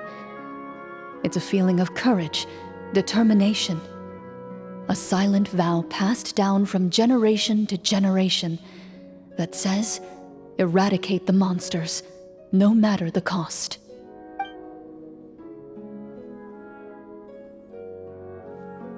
Mr. Florian, do you know where to find the evil sorcerer? I was able to see his surroundings when our minds were connected. I believe he's currently hiding out at the church in the kingdom. We must be extremely careful. He's spent so long living among monsters that he's now taken the form of one. He will not be easily defeated. Then why don't we explore some more and try to find some higher level gear? We don't want to just fight him and lose, right?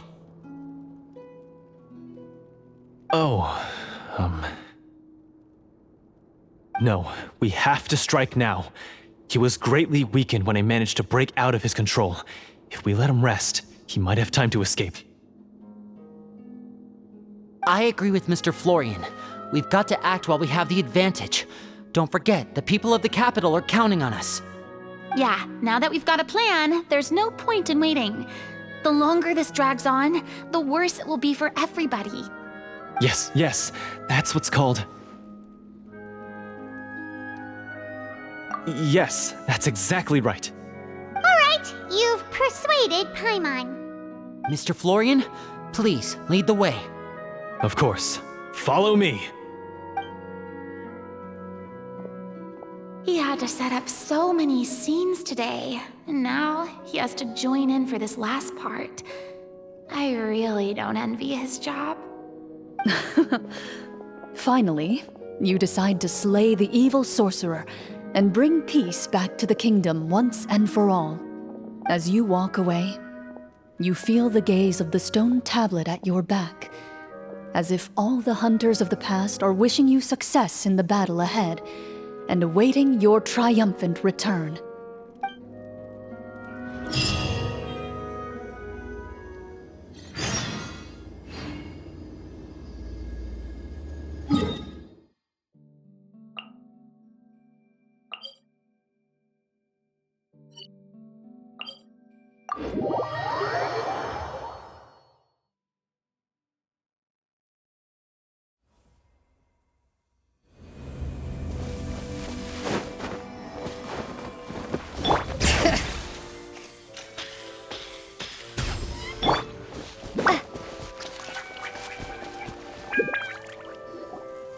Finally, you arrive at the church Florian described. As you approach, an ominous aura surrounds you. You get the sense that your enemy is close at hand. How strange. This uneasy feeling seems so real. How did they manage that? Now, it is time for the final battle. Let's go!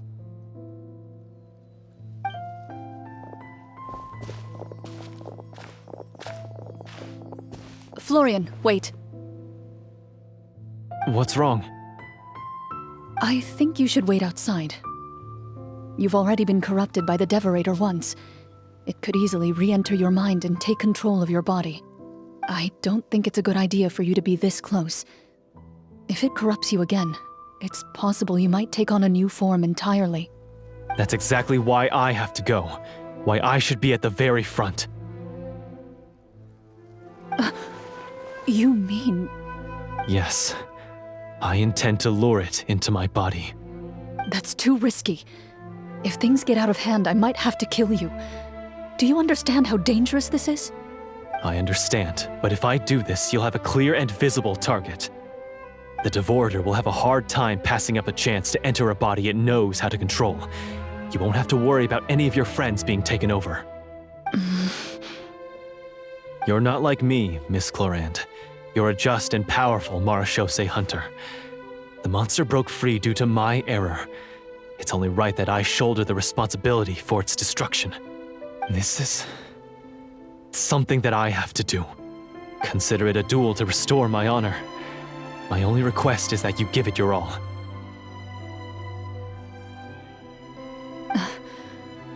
I understand. Then, as a champion duelist, I hereby accept your request for a duel, and extend to you my most sincere regards. Thank you. The battle is now upon us. Let the Devorator once again tremble under the blade of the Marechaussee hunters.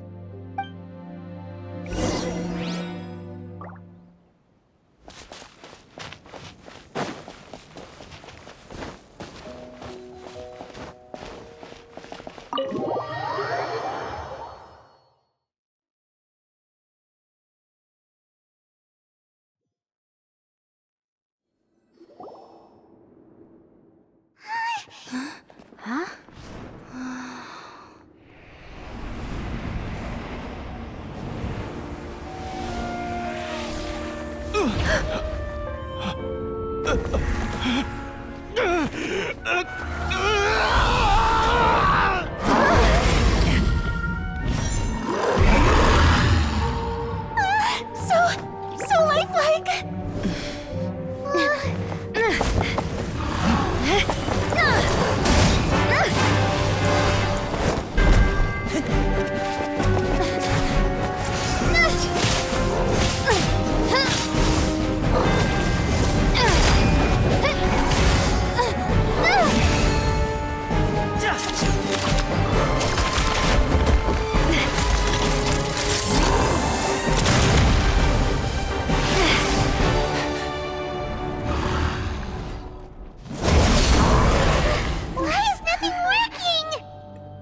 This foe is not invincible. You hold the treasure. The power to defeat it in your own two hands. The treasure? You mean... The names! It's the Marechaussee hunters' names! How are we supposed to... You forget, Paimon? There's still one skill we saved until the very end. Hunters fight not for fame, but to aid the people whenever they are summoned. Walter the Marechaussee Hunter, master of 1,000 tricks, executioner of the Phantom Hunters, I call for aid! Est, the Marechaussee Hunter, inheritor of Cassiodor's will, judge of the Shadow Hunters. Answer my call!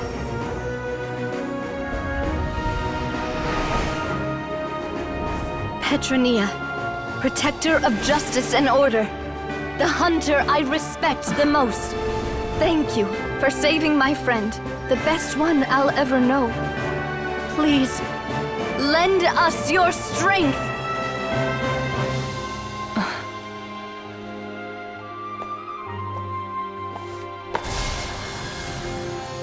We have come to answer your summons.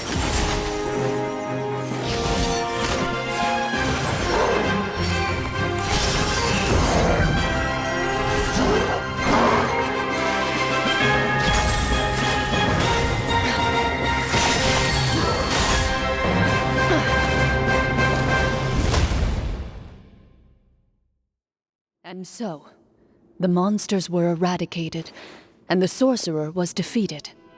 Peace soon returned to the capital.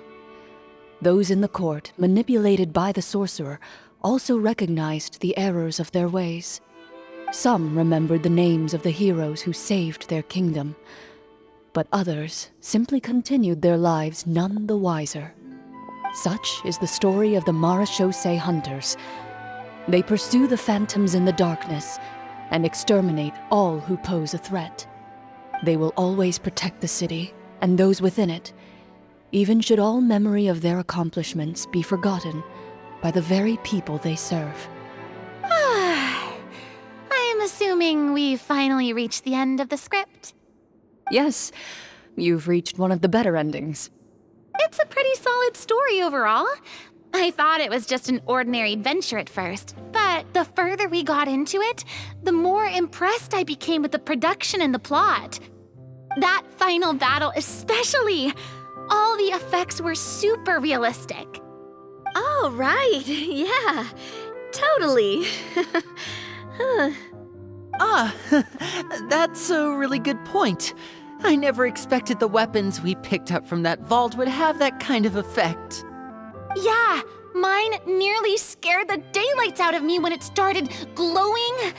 I took a good look at it after we got out, but I don't think it ever lit up again. Oh, we should probably give these props back, right? I'll just leave mine here. Did you have a good time? Of course. Let me know if another script like this comes around.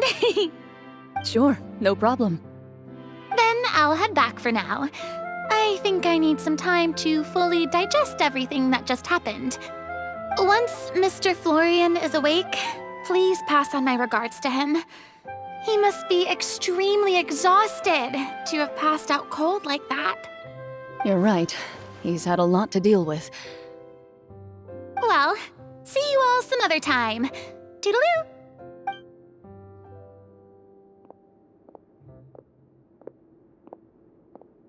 Okay, so, can I ask now, I think it should be fine, yeah. what in the world was going on back there? So you saw through all of that? That time in the cave when you told us to close our eyes, it'd be weirder if we didn't notice anything. I was dying of curiosity the entire time. I mean, you did a pretty bang-up job of pretending nothing had gone wrong. Furina actually looked like she thought all of it was planned. Guess none of us wanted to be the one to break the illusion. What are you all talking about? Oh, wait. Don't tell me you never... Ugh, this is all my fault. It's not too late to cover your ears. Here, partner, I'll do it for you. Bit late for that, don't you think?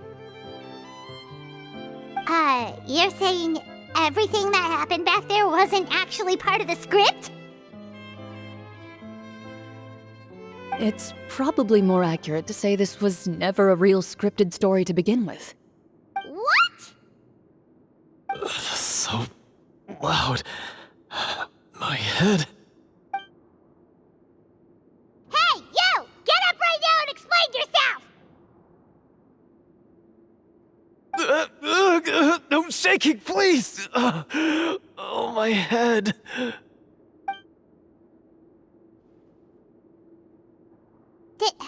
Did Paimon just hear that right? You guys made up that whole last part on the spot? It's not nice to lie to people, but Paimon's gotta admit, that was a really good story, Florian. Oh, and nice improvisation, Clorinde! Yeah, it was like watching a magician improvise a spectacular magic trick after forgetting an important prop. If Paimon knew something was wrong with that vault, she would have floated straight in the opposite direction. Everything was under control. As if you've ever described a situation as being out of control. I'm pretty sure any situation you consider to be easy to handle would scare a reasonable person half to death. Guess I'm just used to it. You must run into a lot of unexpected situations then. That explains why you're so good at coming up with things on the spot. As for you, Florian, I know there's no excuse for what I did. I'll turn myself into the guards at once, confess my crimes, and accept any punishment that comes my way. I would say you've already suffered more than enough. What? You may have been blinded by fame and fortune in the beginning, but your actions during the final battle had proven you to be a true marechaussee hunter. You'll be far more used to the city above ground than below. Your job as a hunter is more important. But... Of course, you'll still need to take the keys and pay a personal visit to the 2 hunters you wronged. Prepare to accept any terms they give you as well. Yes, of course. As far as I'm concerned, though, your showing in the duel was enough to prove your honor. Then I'll do exactly as you said. I'll go return those 2 keys right now. Thank you so much, everyone. I'll do my best to prove myself worthy of the second chance you've given me. I swear this on my name and honor as a marechaussee hunter. Until we meet again, everyone.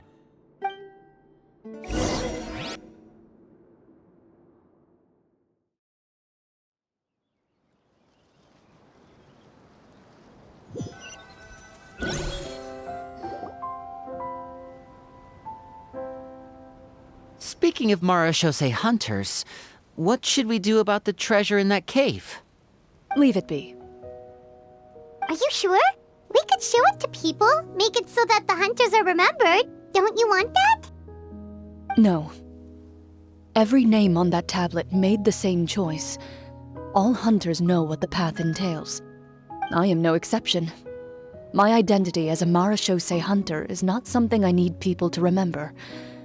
I wish only to be recognized as a champion duelist. Nothing more. That's certainly very different from the path of a magician. Still, I admire your decision. Wait, Paimon just remembered something. If there were no special effects involved, why did our weapons begin to glow during the battle? That's because the marechaussee hunters of ages past would often imbue their weapons with special enchantments to suppress the monsters. Whenever a monster was nearby, their weapons would start to glow. Oh, so that's why they had an effect on that guy near the end. I really thought the summons were doing all the work. Well, I'm sure the summons were a part of it too. Oh? How so? This particular devorator probably hailed from the same era as the hunters we saw in the room. The names you recited all belonged to the bravest hunters. Countless monsters fell to their blades. That's likely why the devorator visibly reacted when you said them out loud. So the names held the power all along! Navia, everything you said during your summon. Huh? Oh, I meant what I said. I mean, it was true to my character, so yeah, I'm glad you heard it. Just don't make me repeat myself. It's embarrassing. I really appreciated those words. All right. Don't get all sentimental on me. Anyway, let's not talk about that anymore. I'm going to go on ahead. Don't fall too far behind now. She ran off! I should probably head back as well. This story was truly incredible. I might have to spend the whole night telling my siblings all about it. Goodbye.